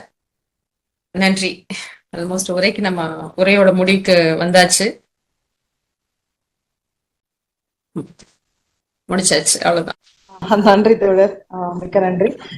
மிக சிறப்பானது ஒரு உரைதான். ஒரு சந்தேகம் இருந்தது, சந்தேகங்களையும் உங்களுடைய உரையில தீர்த்து வச்சுட்டீங்க. ரொம்ப நன்றி. குறிப்பா இன்னும் வந்து இந்த உரைகள் குறித்தான நீங்க பேசிட்டே இருக்கும்போது எண்ணங்கள் அப்படியே விரிஞ்சு போயிட்டே இருக்கு. என்னதான் ஒரு வரலாற்று ஆய்வாக இருந்தாலும் நாட்டார் வழக்காற்றியல் ஆய்வுகள்ல இருந்துதான் வந்து நிறைய செய்திகளை வந்து தொகுத்து கொடுத்திருக்காங்க. அது மாதிரி பழமரபு கதைகள் அது எல்லாமே. அதுல இருந்து பார்க்கும்போது திருமறை காட்டுல உள்ள வேதாரண்யேஸ்வரர் கோயில்ல தலவிருட்சமா வந்து வன்னி மரம் இருக்கு. இதை வந்து நீங்க சொன்ன பல்வேறு செய்திகள்ல இருந்து இதை நம்ம இணைச்சு அந்த இடத்த வந்து இணைச்சு பார்க்க முடியும். குறிப்பாக பெண்களுக்கு குழந்தை இல்லை அப்படின்னா வந்து அரச மரத்தை சுத்துறதுதான் வழக்கம். அங்க வந்து வன்னி மரத்தை சுத்துவாங்க. அப்போ இது வந்து எந்த அளவுக்கு வந்து அதை வந்து நம்ம இணைச்சு பார்க்க முடியும் அப்படிங்கறத வந்து நீங்க அதுக்கு அடுத்ததாக சொன்னது வந்து மதுரையில வந்து ஒரு பெண்ணை குற்றம் சாட்டும் போது அந்த பெண் வந்து தன்னுடைய கற்பை நிரூபிக்க வன்னி மரத்தை தான் வந்து அவ சாட்சியா கொண்டு வருவாங்கிறத வந்து இது இது எல்லாத்தையுமே ஒரு இடத்துல வந்து நினைச்சு பாக்குறதுக்கான இடம் இருக்கு அப்படின்னு நான் கருதுறேன். இன்னும் நிறைய இருக்கலாம் செய்திகள். அந்த மாதிரி அந்த குழந்தைங்க அந்த வன்னி மரத்துல தொட்டில் கட்டுறது, கயிறு கட்டுறது, இது எல்லாமே வந்து நடந்துட்டு இருக்கு. பொதுவாகவே வந்து இந்த வேள்விகள் அதெல்லாம் வந்து நடத்தும் போது வந்து வன்னி மர குச்சி வந்து போடுவாங்க. பல மரக்குச்சிகள் போட்டாலும் அரச மரம், வன்னி மரம், அந்த மாமர குச்சிகள் இது எல்லாமே போடுறது வந்து வழக்கம். இன்னொரு விஷயம் நீங்க சொன்ன செய்திகள் இருந்து அப்படின்னா, ஒரு இனக்குழு எப்படி வந்து இடம்பெயர்ந்து இன்னொரு பகுதிக்கு போறாங்க, அதுவும் வந்து குறிப்பாக இந்த வன்னியர் என்று சொல்லக்கூடிய இந்த இனக்குழுக்கள் வந்து வடபகுதியிலிருந்து தென்பகுதிக்கு வர்றாங்க அப்படிங்கிற கருத்தையும் வந்து நம்ம நிறைய இடத்துல வந்து இந்த பழமரபு கதைகள் மூலமா அங்க வந்து சொல்லுவீங்க. இதுல இன்னொரு செய்திகள் எனக்கு தெரிந்த தகவல் படி பார்த்தோம் அப்படின்னா வந்து தெலுங்கு சோழர்கள் அவங்க வடபகுதிகள்ல இருந்து நமக்கு தமிழ்நாட்டுக்கு வரும்பொழுது அவங்க அங்கிருந்து வடபகுதிகள்ல இருந்து வன்னியர்கள் அழைச்சு வந்ததா ஒரு கதை ஒண்ணு உண்டு. குறிப்பாக மீனவ கிராமங்கள்ல உள்ள அவங்கதான் வந்து அப்போ தமிழ்நாட்டுல இருந்து வேற அடுத்த நாட்டுக்கு வந்து கடல் வழியாக அவங்க வந்து பயணம் செஞ்சு அங்க வந்து போர் செஞ்சு அதெல்லாம் போர்ல ஈடுபடும் பொழுது அந்த கரையோரத்துல உள்ள எல்லா மீனவ குடிகளை வந்து அழைச்சிட்டு போயிடுறாங்க. அப்போ அங்க உள்ள பெண்களுக்கும் அந்த கிராமத்துக்கும் பாதுகாவலனாக யாரை நியமிச்சுட்டு போனதா சொல்லுவாங்கன்னா அந்த வன்னியர் இனக்குழுக்களை வந்து நியமிச்சுட்டு போனதா சொல்லுவாங்க. அதான் அந்த இங்க இருந்து பார்த்தோம் அப்படின்னா நாகையில இருந்து பாண்டிச்சேரி வரைக்குமே வந்து கடற்கரை ஓரமா வந்து இந்த இனக்குழுக்கள் வந்து அதிகமா பரவி இருக்கிறத வந்து நம்ம பார்க்க முடியும். அடுத்ததாக பார்த்தோம் அப்படின்னா அந்த திரௌபதி அம்மன் வழிபாடு, இது கூட தான் வந்து அந்த வன்னியர்கள் வந்து இணைச்சிருப்பாங்க. திரௌபதிங்கிற ஒரு தெய்வம் வந்து தீயிலிருந்து தோன்றினதாதான் அவங்களோட இது.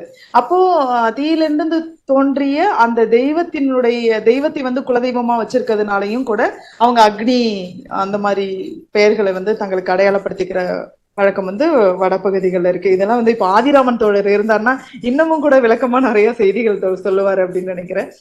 நன்றி தோழர், ரொம்ப அருமையா வந்து உங்களுடைய அந்த உரை வந்து பிரசன்டேஷன் ரொம்ப அருமையா இருந்தது. ரொம்ப நல்லா பிரசன்ட் பண்ணியிருந்தீங்க. வாழ்த்துக்கள். தோழர்கள் வேறு யாரும் இந்த உரைகள் சார்ந்த உங்களுடைய கேள்விகள் இருந்தா வந்து நீங்க தோழர்கிட்ட பகிர்ந்துக்கலாம்.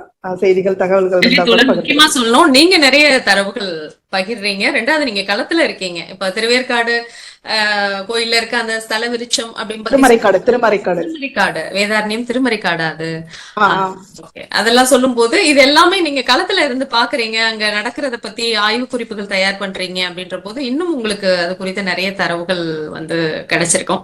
எனக்கு இதை பத்தி படிக்கும் போது எனக்கு அவரு சார் பேசும்போதும் ஆய்வாளர் அவர்கள் பேசும்போதும் இந்த வன்னி மரங்களை எல்லாம் பெண்கள் தான் காப்பாத்தினாங்க அப்படின்ற அந்த செய்திகள் நீங்க அந்த ஒரு பெரிய ஆச்சரியமான, அதே போல வன்னி மரம் பெண்களை காப்பாத்தி இருக்கு. இல்ல இது கூட லிங்க் பண்ணிருக்கணும். ஏன்னா அவங்களுடைய கற்புக்கோ அல்லது குழந்தை பேரு, ஒரு பெண்ணினுடைய வளமை அப்படிங்கிறது எங்க போய் கடைசியில முடியும் அப்படின்னா குழந்தை பேற்றுலதான் முடியும். ஒரு குழந்தை அப்போ வந்து அவங்க அந்த ஒரு வன்னி மரத்தை வந்து பாதுகாக்க வேண்டிய ஒரு கடமைகளை அது மேல உள்ள அக்கறை வந்து அவங்களுக்கு மட்டும்தான். இது இருந்தாதான் நமக்கு குழந்தை கிடைக்கும். எப்படி அரச மரத்தை இன்னைக்கு வந்து நம்ம பிள்ளையார வச்சு காலையில சுத்தி வந்தா அது அறிவியல் ரீதியா பல செய்திகள் சொல்றாங்க, ஆக்சிஜன் கிடைக்கும், கர்ப்பப்பைக்கு அந்த காற்று நல்லது, அதெல்லாம் நிறைய செய்திகள் சொன்னாலும் கூட அதே மாதிரிதான் வந்து இந்த வன்னி மரமும் பார்க்கப்பட்டிருக்கு. அந்த அரச மரம் வந்து குழந்தைகளுக்கானது அது எப்படி மாறினதுன்னு தெரியல. குறிப்பாக திருமறைக்காட்டில் உள்ள கோவில் வந்து யாழ்ப்பாணத்துக்கு சொந்தமான கோயில். இது வரைக்கும் அதனுடைய நிர்வாகிகள் வந்து அதை நிர்வாகம் முழுமையாக செஞ்சுட்டு இருக்காங்க. அப்போ இந்த பண்பாட்டினுடைய தொடர்ச்சி வந்து பல இடங்களுக்கு வந்து பரவி இருக்கலாம். இல்ல அங்கிருந்து நமக்கு இங்க வந்திருக்கலாம், இங்க இருந்து நமக்கு அங்க போயிருக்கலாம். அந்த மாதிரி கூட நம்ம பல இடங்களை பார்க்கலாம். நீங்க சொன்ன அந்த பெண்கள் ஏன் அந்த மரத்தை காப்பாத்துறாங்கன்னா, அது பெண்ணுக்குரிய மரமாக அல்லது பெண்மைக்கான ஒரு அடையாளமாக வந்து அந்த மரம் இருந்திருக்கிறதுனாலதான் வந்து அதை அவங்க காப்பாத்திருக்க கூட ஒரு வாய்ப்புகள் இருக்கு அப்படின்னு நான் நினைக்கிறேன். நன்றி தோழர். அடுத்தது எளிதில் அந்த தீப்பற்றக்கூடியதா இருந்திருக்கு. ஏன்னா அப்பதான் சூளைகள்ல அதை பயன்படுத்திருக்காங்க, வேள்விகள்ல அதை பயன்படுத்திருக்காங்கன்னா எளிதில வந்து தீப்பற்றக்கூடியதா. ஏன்னா வறண்ட நிலத்தில் இருக்கக்கூடிய மரமா தான் அது இருந்திருக்கு. அப்ப நீர்ச்சத்து குறைவா இருக்கும், எளிதில வந்து அது தீப்பற்றக்கூடியதா இருந்திருக்கும். முக்கியமா பெண்கள் தான் சமைக்கிறாங்க, சமைக்கிறதுக்கு அது ரொம்ப உதவியா இருந்திருக்கும். அதுவே பார்த்து ஒரு பெரிய அவங்களுக்கு அது கூட ஒரு உணர்வு ரீதியிலான ஒரு பிணைப்பை ஏற்படுத்தி இருக்கும் எல்லா இடத்துலயும். அதுக்கப்புறம் இன்னும் சொல்ல போனா அது புனித மரமா இருக்கு, வழிபட்டு இருக்காங்க. பீஸ் நோய் மக்கள் பாருங்க கட்டி அணைச்சு அதை வெட்டப்படாம காப்பாத்திருக்காங்க. இங்கிட்டு பார்த்தோம்னா வன்னி மரம் இவங்களை எல்லாத்தையும் காப்பாத்திருக்கு. ஆத்துக்கு குறுக்க பாலமா இருந்து நீங்க இவங்களை எல்லாரையும் காப்பாத்திருக்கு. அப்போ ஒரு கட்டத்துல வன்னி மரத்தை அவங்க காப்பாத்திருக்காங்க, அப்புறம் வன்னி மரம் இவங்களை காப்பாத்திருக்கு. ஏதோ ஒரு வகையில அந்த மரபு ரீதியிலான அந்த தொடர்பு தொடர்ந்துட்டே வந்திருக்கு. இதெல்லாம் ஆச்சரியமான ஒரு தரவுகளா இருக்கு. நிச்சயமா தோழர். அடுத்ததாக தோழர்கள் தங்களுடைய கருத்துக்களை வந்து பகிர்ந்து கொள்ளலாம். சிவசுப்பிரமணியம் தோழர் பேசுறதுக்கு தயாரா இருக்காங்கன்னு நினைக்கிறேன், ராஜபாளையத்துல இருந்து. வாங்க தோழர்.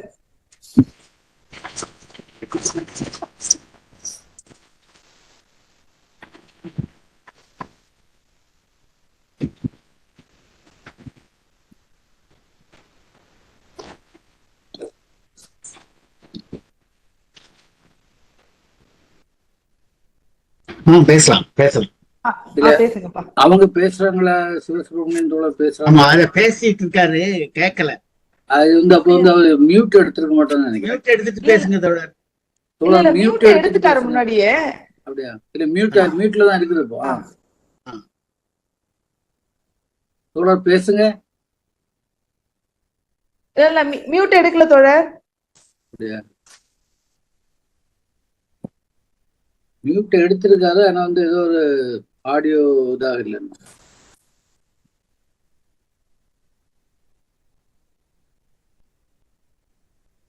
பேசுற ஒண்ணும் கேட்கல. பேசுறது கேட்கல தோழர். தோழர் நீங்க வெளியில போயிட்டு உள்ள வந்துருங்க தோழர்.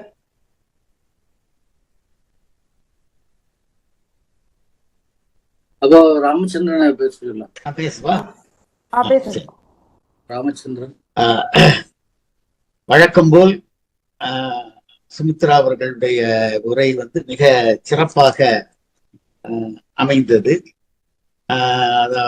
கனிமொழி சொன்னது மாதிரி அந்த நூலை எல்லாரும் வாங்கி வாசிப்பது வந்து கொஞ்சம் சிரமம். ஆனா அந்த குறையை இட்டு நிரப்பக்கூடிய ஒரு பணியை மிகச் சிறப்பாக சுமித்ரா அவர்கள் செய்திருக்கிறார்கள். இந்த வன்னி மரம் அப்படிங்கிறது அவங்க சொன்ன கருத்துக்களின் அடிப்படையில் நாம பார்க்கும்போது, அல்லது அறிஞர் பாலகிருஷ்ணன் அவர்கள் குறிப்பிட்ட கருத்துக்களின் அடிப்படையில் நம்ம வந்து பார்க்கும்போது, பெரும்பாலான இடங்களில் வன்னி மரம் வந்து ஒரு சேக்ரட் ட்ரீ என்ற தன்மை தான் அதுல காணப்படுகிறது. புனித மரம். அது எப்படி புனித மரம் அப்படின்னு பார்க்கும்போது, நாட்டார் வழக்காற்று மரபிலும் அது புனித மரமாக கருதப்படுகிறது. அதே மாதிரி உயர் சாதியினர் வழிபடக்கூடிய இடங்கள்லயும் இந்த வன்னி மரம் முக்கிய இடத்தை வகிக்கிறது. அது நாட்டாரிடமிருந்து கூட அவங்க கபலீகரம் பண்ணியிருக்கலாம். அதுதான் நமக்கு வந்து துணை புரியக்கூடிய சில முக்கியமான நூல்கள் வந்து ஆங்கிலத்துல இருக்கிறது. அதுல நம்ம அமிர்தலிங்கம்னு ஒரு பேர் சொன்னாங்க சுமித்ரா அவர்கள் பேசும்போது. அந்த சேக்ரட் பிளான்ஸ் ஆஃப் இந்தியா அப்படின்னு சொல்லி அது ஒரு முக்கியமான நூல். நந்திதா கிருஷ்ணாவும் அமிர்தலிங்கம் அவர்களும் சேர்ந்து எழுதிய ஒரு நூல். அந்த நூலில் இது குறித்த செய்திகள் காணப்படலாம் என்று கருதுகிறேன். அடுத்தது இன்னொரு முக்கியமான இது செக்ரட்டரிஸ் ஆஃப் இந்தியா அப்படின்னு ஒரு இது. அதை எழுதின ஒரு ஆய்வாளர் வந்து லூயிஸ் பவுலர் ஸ்மித் அப்படிங்கிறவர். அவர் கேம்பிரிட்ஜில் உள்ள ஒரு ஆய்வாளர். அவரும் இந்த நூலை ஒரு சேக்ரெட் ட்ரீஸ் ஆஃப் இந்தியா அப்படிங்கிறது, நான் அதுக்கு அந்த ஆங்கில நூல்களை சொல்வதனுடைய முக்கியமான காரணம் என்ன அப்படின்னா, இந்த நூல்கள்லாம் வந்திருக்குங்கிறத தெரிஞ்சு வச்சிருக்கோம் அப்படிங்கிறதுக்காக இல்ல. அதுல முக்கியமான செய்திகள் என்னவென்றால், அவர்கள் அந்த தரவுகளை சேகரித்து நமக்கு தந்திருக்கிறார்கள். அந்த வகையில் அந்த நூல்கள் முக்கியத்துவம் பெறுகின்றனங்கிறது பாளையங்குட்டை தூய சபேதியார் கல்லூரியினுடைய நாட்டார் வழக்காற்றியல் ஆய்வு மையத்தில் சேக்ரெட் ட்ரீஸ் ஆஃப் இந்தியாங்கிற ஒரு நூலும், சேக்ரெட் குரோவ்ஸ் அப்படின்னு, அது ஆதர் எனக்கு மறந்துட்டேன், சேக்ரெட் குரோவ்ஸ் அப்படிங்கிற ஒரு நூலும், 2 நூல்கள் இருக்கின்றன. அவை நமக்கு பயனுள்ளதாக இருக்கும். இதுல இந்த ஒரு பண்பாட்டை பற்றி சொல்லுகின்ற போது, அது குறிப்பாக தமிழ் பண்பாட்டை பற்றி சொல்லுகின்ற போது, தமிழ் பண்பாட்டில் வன்னி மரம் என்பது ஒரு முக்கியமான இடத்தை வகிக்கிறது என்பது இந்த நூலினுடைய குறிப்பாக இந்த இயல் அதை சுட்டி காட்டுகிறது. இதே மாதிரி பிற பண்பாடுன்னா நம்முடைய வடநாட்டு பண்பாடுகளிலும் இந்த மாதிரிப்பட்ட வன்னி பற்றிய தகவல்கள் இருக்கின்றன அப்படிங்கிறதுக்கு நிறைய கண்டி பற்றியெல்லாம் அவர்கள் பேசினார். இதெல்லாம் ரொம்ப முக்கியமானது. ஏன்னா இலங்கை வரைக்கும் அது அந்த பண்பாடு கூறுகள் காணப்படுகின்றன என்பதை நாம உணர முடிகிறது. அந்த வகையில் பல்வேறு விதமான, கனிமொழி சொன்ன மாதிரியே பல்வேறு விதமான சிந்தனைகளை தூண்டிவிடக்கூடிய ஒரு உரையாக இது அமைந்தது. உரையாளருக்கு வாழ்த்துக்களை சொல்லி மேலும் இது குறித்து விவாதிப்போம். நன்றி. நன்றி நன்றி தோழர். நீங்க இன்னும் அதிகமான தகவல் அதுல இருந்து கொடுக்குறீங்க. உண்மையில சந்தோஷம் தான். ஏன்னா அந்த புத்தகங்கள் அவங்க தொகுத்து வச்சிருக்கிறதுனாலதான் அதுல இருந்து நம்ம தரவுகளை தொகுத்து எடுத்துக்க முடியுது. இதெல்லாம் ஒரு உண்மையிலேயே உதவி செய்யக்கூடிய ஒரு மூல நூல்கள் அப்படின்னு சொல்லலாம். நன்றி நன்றி தோழர். அடுத்ததாக சிவசுப்பிரமணியம் தோழர், தயாரா இருக்கீங்களா? வந்திருக்கீங்களா? பேசுங்க தோழர். காணா போயிட்டாங்க.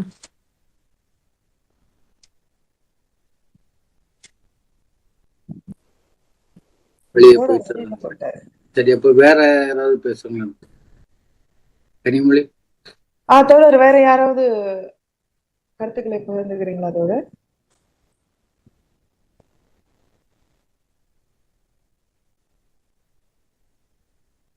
அவரு நாகா போயிட்டாரா? ஆமா, நாகா திருப்பி போயிட்டாரு. நம்ம இலங்கை பேராசிரியர் ரவீந்திரன் இருக்கிறாங்க, அவங்க ஏதாவது சொல்றாங்களான்னு கேட்கலாம்.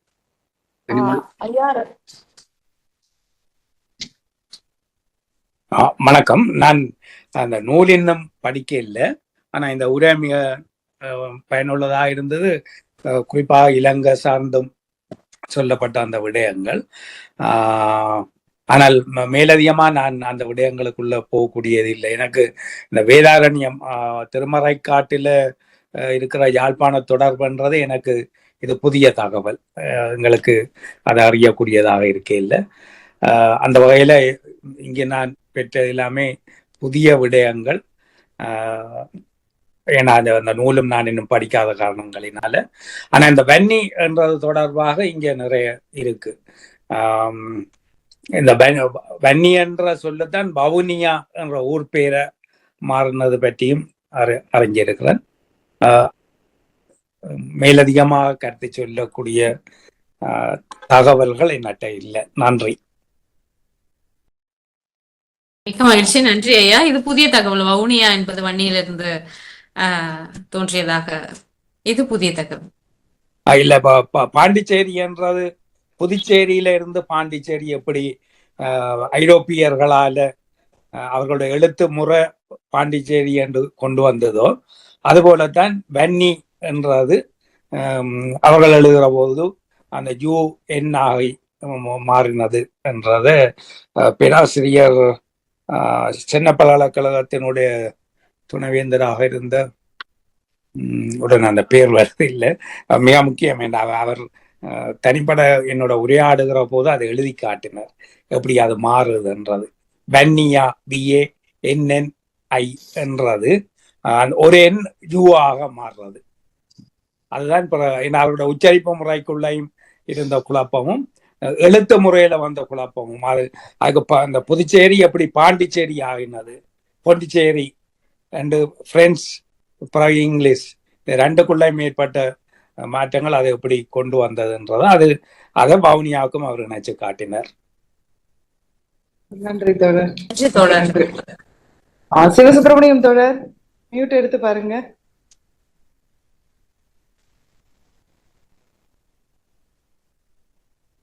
பேசுங்க தோழர். தோழர் சிவசுப்பிரமணியன் பேசுங்க. அவர் வீடியோ வேற ஆஃப் பண்ணிருக்காரா, என்ன பண்றாருன்னு தெரியல. இல்ல வீடியோ ஆன் பண்ணிட்டாரு. ஆனா இந்த மியூட் எடுத்த பிறகு இந்த பேச்சு கேட்க மாட்டாங்க. ஆடியோல ஏதோ பிரச்சனை இருக்கு. வேற யாராவது பேசுறாங்களான்னு கேளுங்க.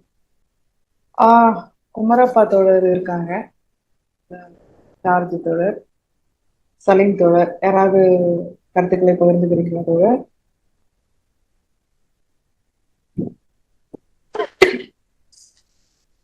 கங்கா தோழர் நீங்க பேசலாமே. அப்படியா? அவரு சிவசுப்பிரமணியன் தோழர் அவர் ட்ரை பண்றாரு. நான் எனக்கு அவருடைய வீடியோ வரல.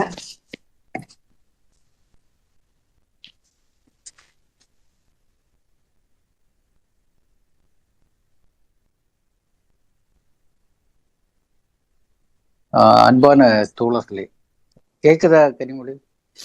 தெளிவா கேக்குது தோழர், பேசுங்க. தோழர்களே, நம்முடைய ஒரு பண்பாட்டின் பயணம் சிந்து முதல் வைகை வரை என்ற தொடர் உரையாடல் நமக்கு இப்போது நடந்து முடிந்திருப்பது 12வது உரையாடல். அப்போ ஏறத்தாழ ஓராண்டு காலம் நம்முடைய அருமை தோழர், அன்பு தோழர் சுமித்ரா சத்தியமூர்த்தி அவர்கள் நம்முடைய ஜீவானாவா சிந்தனை பள்ளிக்கு அவர் வழங்கி இருக்கக்கூடிய ஒரு நன்கொடை என்றே சொல்லலாம். ஏனென்றால் ஒவ்வொரு மாதமும் சிரமம் எடுத்து அந்த நூலை படித்து குறிப்புகள் எடுத்து அந்த ஒவ்வொரு அத்தியாயத்தினுடைய உள்ளடக்கத்தை கச்சிதமாக இங்கே சொல்லக்கூடிய ஒரு அழகை நம்ம ஒவ்வொரு மாதமும் பார்த்து வருகிறோம். அதுல என்னன்னா அது ஒரு ஒரு ஒரு வகையில் சொன்ன ஒரு குவாலிட்டி ப்ரொடக்ஷன் போல ஒவ்வொரு உரையுமே குவாலிட்டி. அந்த எந்த பொருண்மையை எடுத்துக்கொண்டோமோ அந்த பொருண்மையை கச்சிதமாக சொல்லக்கூடிய ஒரு காத்திரமான ஆற்றல் நம்ம சுமித்ரா சத்தியமூர்த்திக்கு இயல்பாகவே அமைந்திருக்கிறது. அந்த அந்த ஒரு இயல்பான ஒரு ஆற்றல் காரணமாகத்தான் நம்ம அப்படி தொடர்ச்சியாக அவர்களால் செய்ய முடிகிறது. ரொம்ப அருமையான ஒரு தொடர் உரையாடல். நாம் இந்த நூலினுடைய அந்த நூல் எவ்வளவு முக்கியமான நூல் என்பதை புரிந்து கொண்டுதான் இந்த தொடர் உரையாடலுக்கு நாம் நடத்துவதற்காக முன் வந்தோம். அதை நமக்கு மிகச்சிறப்பாக சுமித்ரா சத்தியமூர்த்தி அவர்கள் நமக்கு செய்து தந்து கொண்டிருக்கிறார்கள். தமிழ்த்தாய் வாழ்த்து வழக்கம் போல ஜார்ஜ் தன்னுடைய அருமையான குரலில் தமிழ்த்தாய் வாழ்த்தை பாடியது. இன்னைக்கு நாகா கலந்து கொண்டாலும் கூட பாட முடியாத சூழல். என்னன்னு தெரியல, அந்த கனெக்ஷன்ல பிரச்சனை இருக்குது. எனவே அந்த இடத்தை இட்டு நிரப்பிய அருமை தோழன் சைமன் பரிணாமனுடைய அற்புதமான பாடல், அந்த 1000 சிற்பிகள் செய்த அழகு தேரிது என்ற பாடல், அது பரிணாமனுடைய மிக அற்புதமான பாடல். காலங்களை கடந்து தலைமுறைகளை கடந்து நிற்கக்கூடிய ஆற்றல் மிக்க பாடல் பரிணாமனுடைய பாடல்ல. பல பாடல்கள்ல இந்த பாடலும் ஒரு பாடல். அதை மிக அருமையாக நமக்கு இசைத்த சைமன். அதே போல நம்ம ராமச்சந்திரனுடைய தலைமை, அந்த தலைமையும் வழக்கம் போல ராமச்சந்திரன் தலைமை தாங்கும் போது எப்போதுமே இந்த தொடர் உரையாடல்களில் செய்யக்கூடிய ஒரு முக்கியமான விஷயம் என்பதே முந்தைய உரையாடலில் பேசப்பட்ட விஷயத்தை கச்சிதமாக ரத்தின சுருக்கமாக தன்னுடைய தலைமை உரையாக மாற்றி விடுவார். எனவே அவர் தலைமை உரைக்காக அதிகமாக சிந்திக்க வேண்டிய தேவையில்லை. அவர் இயல்பாக முந்தைய உரையை கேட்டுவிட்டு அந்த உரையினுடைய சாராம்சத்தை அப்படியே தந்து விடுகிறார். அது ஒரு வகையில எப்படி இருக்குன்னா, எங்களுடைய இளமை காலங்கள்ல வார பத்திரிகைகளில் தொடர் கதைகள் வரும். அப்படி தொடர் கதைகள் வருகிற போது அதனுடைய முதல்ல முன்கதை சுருக்கம் என்று போட்டிருப்பார்கள். நமக்கு எல்லாருக்குமே என்ன ஒரு வசதி இருக்கு, அந்த முன்கதை சுருக்கம் ஒரு பத்திரிகை இருக்கும், அதை படிச்சாச்சுனாலே அந்த வாரத்தினுடைய கதையை படித்து அதனுடைய தொடர்ச்சியில நாம பயணம் செய்ய முடியும். அதுபோல நம்ம ராமச்சந்திரனுடைய இந்த தலைமை உரை எப்போதுமே அது நம்ம டெரன்ஸ் நடத்தக்கூடிய தத்துவ உரையாடலாக இருக்கட்டும், அல்லது சுமித்ரா சத்தியமூர்த்தி நடத்தி வரக்கூடிய இந்த பண்பாட்டின் பயணம் என்ற தொடர் உரையாடலாக இருக்கட்டும், இரண்டிலுமே அப்படிப்பட்ட ஒரு அருமையான ஒரு முறையியலை, ஒரு மெத்தடாலஜியை நம்முடைய ராமச்சந்திரன் கடைபிடித்து வருகிறார். அது நமக்கு என்னன்னா, கழிந்த மாதம் கேட்ட அந்த உரையை மீண்டும் கேட்ட ஒரு உணர்வை நமக்கு கொண்டு வருகிறது. அந்த குறிப்பிட்ட விஷயம் நம்முடைய மனத்தில் இன்னும் ஆழமாக பதியக்கூடிய ஒரு பணியை நம்முடைய ராமச்சந்திரன் தன்னுடைய தலைமை உரையை மூலமாக செய்கிறார் என்று நான் சொல்லுவேன். சிறப்பான தலைமை உரை. அதே போல ஒருங்கிணைப்பு நம்முடைய கனிமொழிக்கு ரொம்ப தயக்கம் இருந்தது. ஏன்னா இடைக்காலத்துல தொடர்ச்சியாக அவரால் வர முடியாத நிலை. அந்த நிலையில் இப்போது வந்தோன்னா என்னால் எப்படி முடியும்? நான் இந்த காலையில் பேசும்போது கூட அந்த தயக்கத்தை சொன்னார். எப்படி என்று கேட்டேன். நான் வந்து கொஞ்ச நாள் ஆயிட்டுன்னு. ஒன்றும் இல்லை, ஒன்னால முடியுமான்னு சொன்னேன். ஏன்னா கனிமொழி செல்லத்துறை ஒரு ஆற்றல் மிக்க ஒரு பெண். சிந்தனையிலும் செயல்பாட்டிலும் களப்பணி ஆற்றுவதிலும் விஷயங்களை புரிந்து கொண்டு உள்வாங்கி பேசுவதிலும் கனிமொழி செல்லத்துறைக்கு இயல்பான சில திறன்கள் இருக்கின்றன. எனவே முடியும். இன்னைக்கு நம்ம பார்த்துட்டோம், கனிமொழி செல்லத்துறை எந்த பிசுறும் இல்லாமல் இந்த நிகழ்ச்சியை தொடக்கம் முதல் இதுவரையிலும் அவர் ஒருங்கிணைத்து வந்த ஒரு விஷயத்தை பார்க்கிறோம். அதே போல இன்னைக்கு சுமித்ராவினுடைய உரைக்கு பின்னாடி அவங்க கொடுத்த பின்னூட்டம் எல்லாமே அவங்களுடைய இதை காட்டுது. அருமையான பல திறன்கள் படைத்தவர் நம்முடைய கனிமொழி செல்லத்துறை. அந்த வகையில் அவருடைய ஒருங்கிணைப்பு என்பது சிறப்பாக இருந்தது. அதுல கூட இன்னைக்கு நடந்த விவாதம் சின்ன விவாதங்களாக இருந்தாலும் கூட, குறிப்பாக கனிமொழி, அதே போல நண்பன் ராமச்சந்திரன், அதே போல இலங்கை பேராசிரியர் ரவீந்திரன் இதை பேசும்போது என்ன இதுவே ஒரு புதிய ஆய்வுக்கான தளங்களை திறந்து விட்டது போன்ற ஒரு உணர்ச்சி எனக்கு வந்தது. சுமித்ராவினுடைய உரையினுடைய வெற்றி என்று நினைக்கிறேன். இவர்கள் 3 பேரும் பேசும்போது கொடுத்த தரவுகள், புதிய தரவுகள், இன்னும் மேலதிகம் பயணப்படுவதற்கான இடங்களை காட்டுகிற போது அது ஒரு வகையில சுமித்ரா சத்தியமூர்த்திக்கு கிடைத்த ஒரு வெற்றி என்று நினைக்கிறேன். இந்த வகையில அந்த வகையில நமக்கு நம்முடைய அன்பு தோழர் சிந்துவெளி அறிஞர் நம்முடைய பாலகிருஷ்ணன் அவர்களுக்கு நாம் தனிப்பட்ட முறையில் மிகப்பெரிய நன்றி கடப்பாடு உள்ளவர்கள் என்றே சொல்ல வேண்டும். ஏனென்றால் அவர் படைத்திருக்கிற நூல் நாம் எடுத்து வைத்து மீண்டும் மீண்டும் பேசுவதற்கான ஒரு இடத்தை தந்து கொண்டிருக்கிறது. அதிலே அவரை வெறும் அறிஞர் என்று என்னால் சொல்லி முடிக்க முடியவில்லை. மிகப்பெரிய அறிஞராக இருக்கிறார் என்பது ஒரு பக்கம் என்று சொன்னால், அந்த அறிஞர் என்பதையும் மீறி நம்முடைய அருமை தோழர் பாலகிருஷ்ணன் அவர்கள் செயல்பட்டு கொண்டிருக்கிறார்கள். அவரை பண்பாட்டு செயல்பாட்டாளர் என்று சொல்லலாம் என்றாலும் கூட, அதையும் மீறி நான் என்ன பார்க்கிறேன் என்று சொன்னால், அவரை ஒரு பண்பாட்டு போராளியாக நான் இப்போது தரிசிக்கிறேன் என்றுதான் சொல்ல வேண்டும். ஒரு பண்பாட்டின் பயணம் என்ற பிரம்மாண்டமான ஒரு காவிய படைப்பை படைத்துவிட்டு அவர் சும்மா இருக்கவில்லை. தொடர்ச்சியாக இயங்கிக் கொண்டிருக்கிறார். தொடர்ச்சியாக இது சம்பந்தமான தமிழ் பண்பாடு, தமிழ் நாகரிகம், வரலாறு சம்பந்தமான விஷயங்களை எல்லா மேடைகளிலும் பரப்புரை செய்யக்கூடிய ஒரு மிகப்பெரிய பணியை அவர் தொடர்ச்சியாக செய்து கொண்டிருக்கிறார். அந்த வகையில பார்க்கும்போது பிரச்சனைக்குரிய விஷயங்கள் எல்லாம் எடுத்து வைத்து அவர் பேசுகின்ற அழகை பார்க்கிற போது அவரை வெறுமனே ஒரு பண்பாட்டு ஆய்வாளர் என்று சொல்லி நம்மால் நிறுத்த முடியவில்லை. ஒரு மிகப்பெரிய பண்பாட்டு போராளியாக இருக்கிறார். அதற்கு உதாரணமாக நான் இந்து முகநூலில் ஒரு விஷயத்தை பார்த்தேன். அது ஒரு மீள்பதிவாக இருந்தது. அவர் 2023 நினைக்கிறேன் அந்த நேரத்தில் எழுதிய ஒரு பதிவு. ஏன்னா அந்த நேரத்திலே சனாதனம் என்பது இந்தியாவிலே ரொம்ப சூடு பிடிக்கக்கூடிய தீ பறக்கக்கூடிய ஒரு விஷயமாக மாறியது 2 ஆண்டுகளுக்கு முன்பு. அந்த நேரத்திலே சனாதனம் என்பதை பற்றி ஒரு சின்ன ஒரு குறிப்பு முகநூலில் போட்டிருக்கிறார். அதுலதான் அவருடைய அறிவு நுட்பமும் அவருடைய முறையியலும் தெளிவாக தெரிகிறது. சனாதனம் என்பது அதனுடைய பொருளை சொல்லுகிற போது எல்லா காலமும் இருந்து வருவது, நிரந்தரமானது, அதை விட்ட இந்தியாவுக்கு வேற போக்கே கிடையாது என்ற முறையிலே சனாதனத்தை பற்றி பேசிய சனாதனிகள் பேசி வருகிற போது அது தமிழில் ஆகி வந்திருக்கிறதா என்ற ஒரு விஷயத்தை அவர் ஆய்வு செய்து என்ன சொல்லுகிறார் என்று சொன்னால், தொல்காப்பியம் முதல் பக்தி இலக்கியம் வரை அதன் பின்னர் உள்ள சித்திரை இது போன்ற எந்த இலக்கியத்திலும் சனாதனம் என்பது இல்லை என்ற ஒரு கருத்தை அவர் நிறுவுகிறார் அந்த பதிவிலே.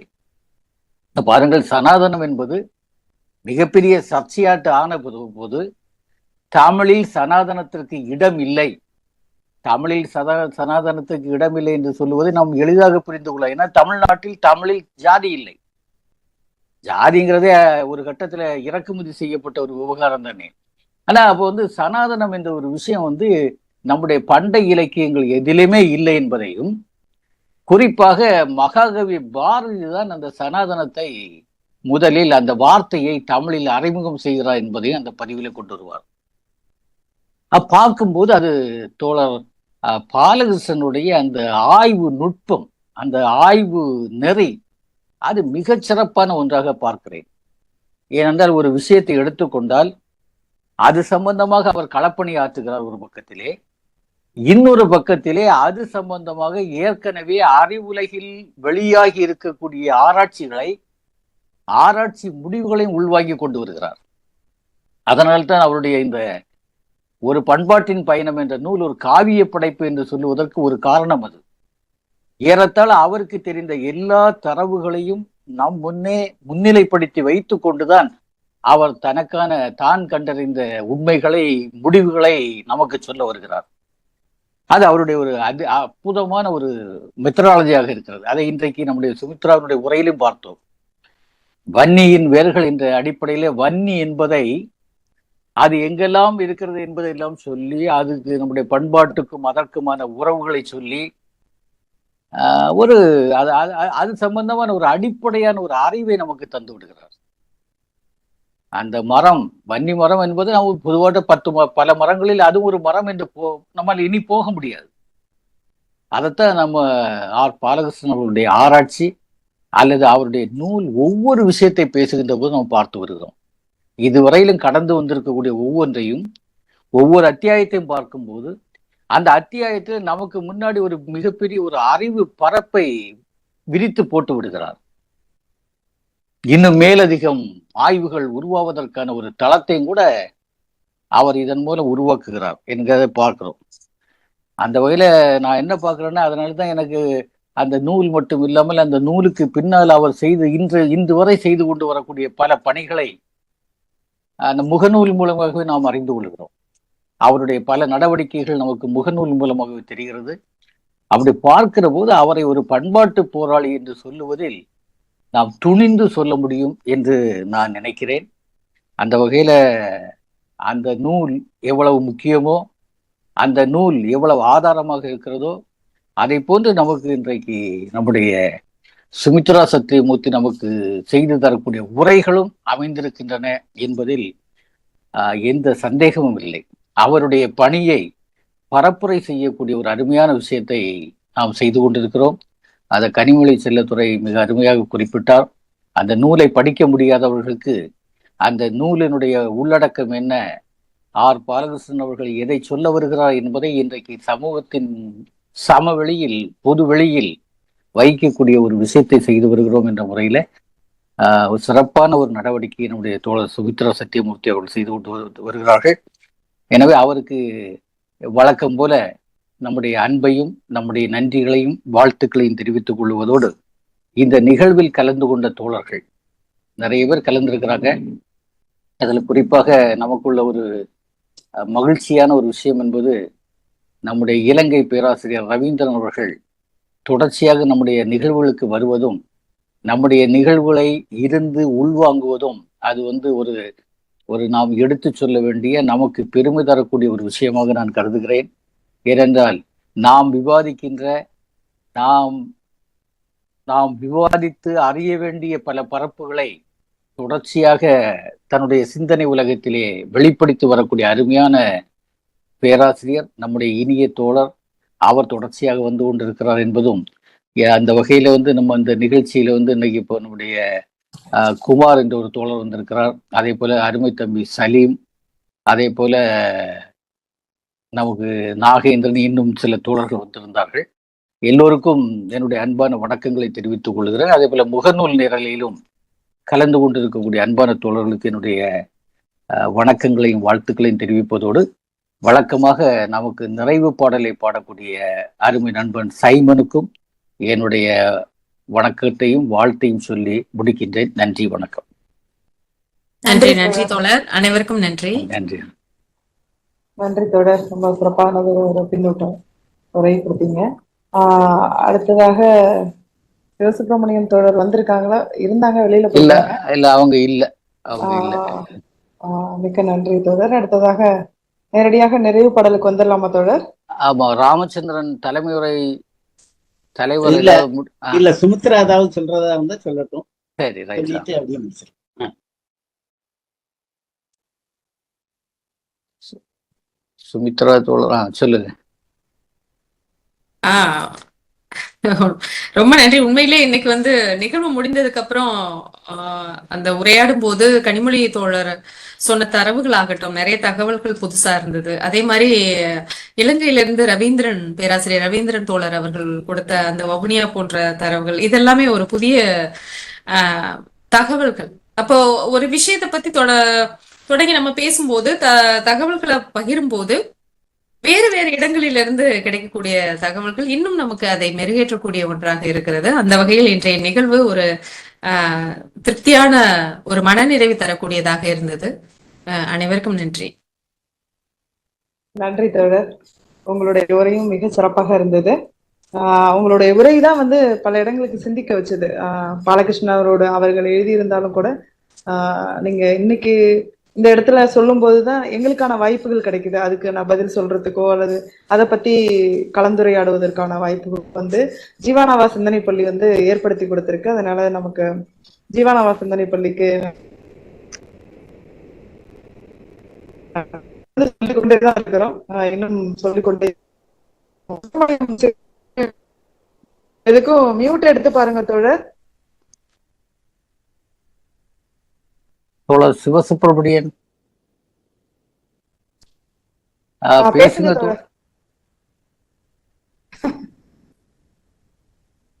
இல்ல தோழர், கேக்குது. பேசுங்க தோழர்.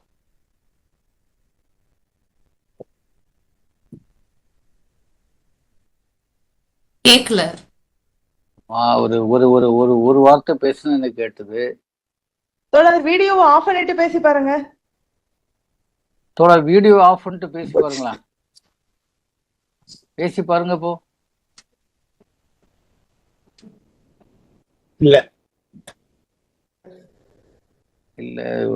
ஆடியோ இல்ல. சரிங்க தோழர், நம்ம இனியும் அடுத்த கூட்டத்துல பேசுவோம். என்ன? சரிங்க தோழர். ஆமா, அவருக்கு ஏதோ இது இருக்கு. சரி, அப்ப நீ வைண்ட் அப் பண்ணிட்டு நிறைவு பாடல். தோழர் மிக சிறப்பாக நமது உரையை வெபெக்ஸ் நேரலையிலையும் முகநூலிலையும் கேட்டு மகிழ்ந்த அத்தனை தோழர்களுக்கும் ஜீவானாவா சிந்தனை பள்ளியின் சார்பாக நன்றியினை தெரிவித்துக் கொள்கின்றோம். நிறைவு பாடலை வழங்க சைமன் தோழர் அவர்களை அழைக்கிறோம். மீண்டும் எல்லோருக்கும் பணிவான வணக்கங்கள். புதியதோர் உலகம் செய்வோ, கெட்ட போரிடும் உலகத்தை வேரோடு சாய்ப்போ. புதியதோர் உலகம் செய்வோ, கெட்ட போரிடும் உலகத்தை வேரோடு சாய்ப்போம், புதியதோர் உலகம் செய்வோம். கெட்ட போரிடும் உலகத்தை வேரோடு சாய்ப்போம், புதியதோர் உலகம் செய்வோம். பொது உடைமை கொள்கை திசையெட்டும் சேர்ப்போம், புனிதமோடதை எங்கள் உயிர் என்று காப்போம். பொது உடைமை கொள்கை திசையெட்டும் சேர்ப்போம், புனிதமோடதை எங்கள் உயிர் என்று காப்போம். இதயமெல்லாம் அன்பு நதியினில் நனைப்போம், இதயமெல்லாம் அன்பு நதியினில் நனைப்போம். இது எனதென்னும் ஒரு கொடுமையை தவிர்ப்போம், இது எனதென்னும் ஒரு கொடுமையை தவிர்ப்போம். புதியதோர் உலகம் செய்வோம், கெட்ட போரிடும் உலகத்தை வேரோடு சாய்ப்போம், புதியதோர் உலகம் செய்வோம். உணர்வெனும் கனலிடை அயர்வினை எரிப்போம், ஒரு பொருள் தனியெனும் மனிதரை சிரிப்போம். உணர்வெனும் கனலிடை அயர்வினை எரிப்போம், ஒரு பொருள் தனியெனும் மனிதரை சிரிப்போம். இயல்பொருள் பயன் தர மறுத்திடல் பசிப்போம், இயல்பொருள் பயன் தர மறுத்திடல் பசிப்போம். ஈவதுண்டாம் எனில் அனைவரும் பூசிப்போம், ஈவதுண்டாம் எனில் அனைவரும் பூசிப்போம். புதியதோர் உலகம் செய்வோம், கெட்ட போரிடும் உலகத்தை வேரோடு சாய்ப்போம், புதியதோர் உலகம் செய்வோம், புதியதோர் உலகம் செய்வோம், புதியதோர் உலகம் செய்வோம். நன்றி தோழர். நன்றி தோழர். நன்றி. நன்றி. சரி, அன்பான தோழர்களை, நான் இப்போ இந்த நிகழ்வை முடிவுக்கு கொண்டு வரேன். எல்லோருக்கும் வணக்கங்கள், எல்லோருக்கும் நன்றிகள்.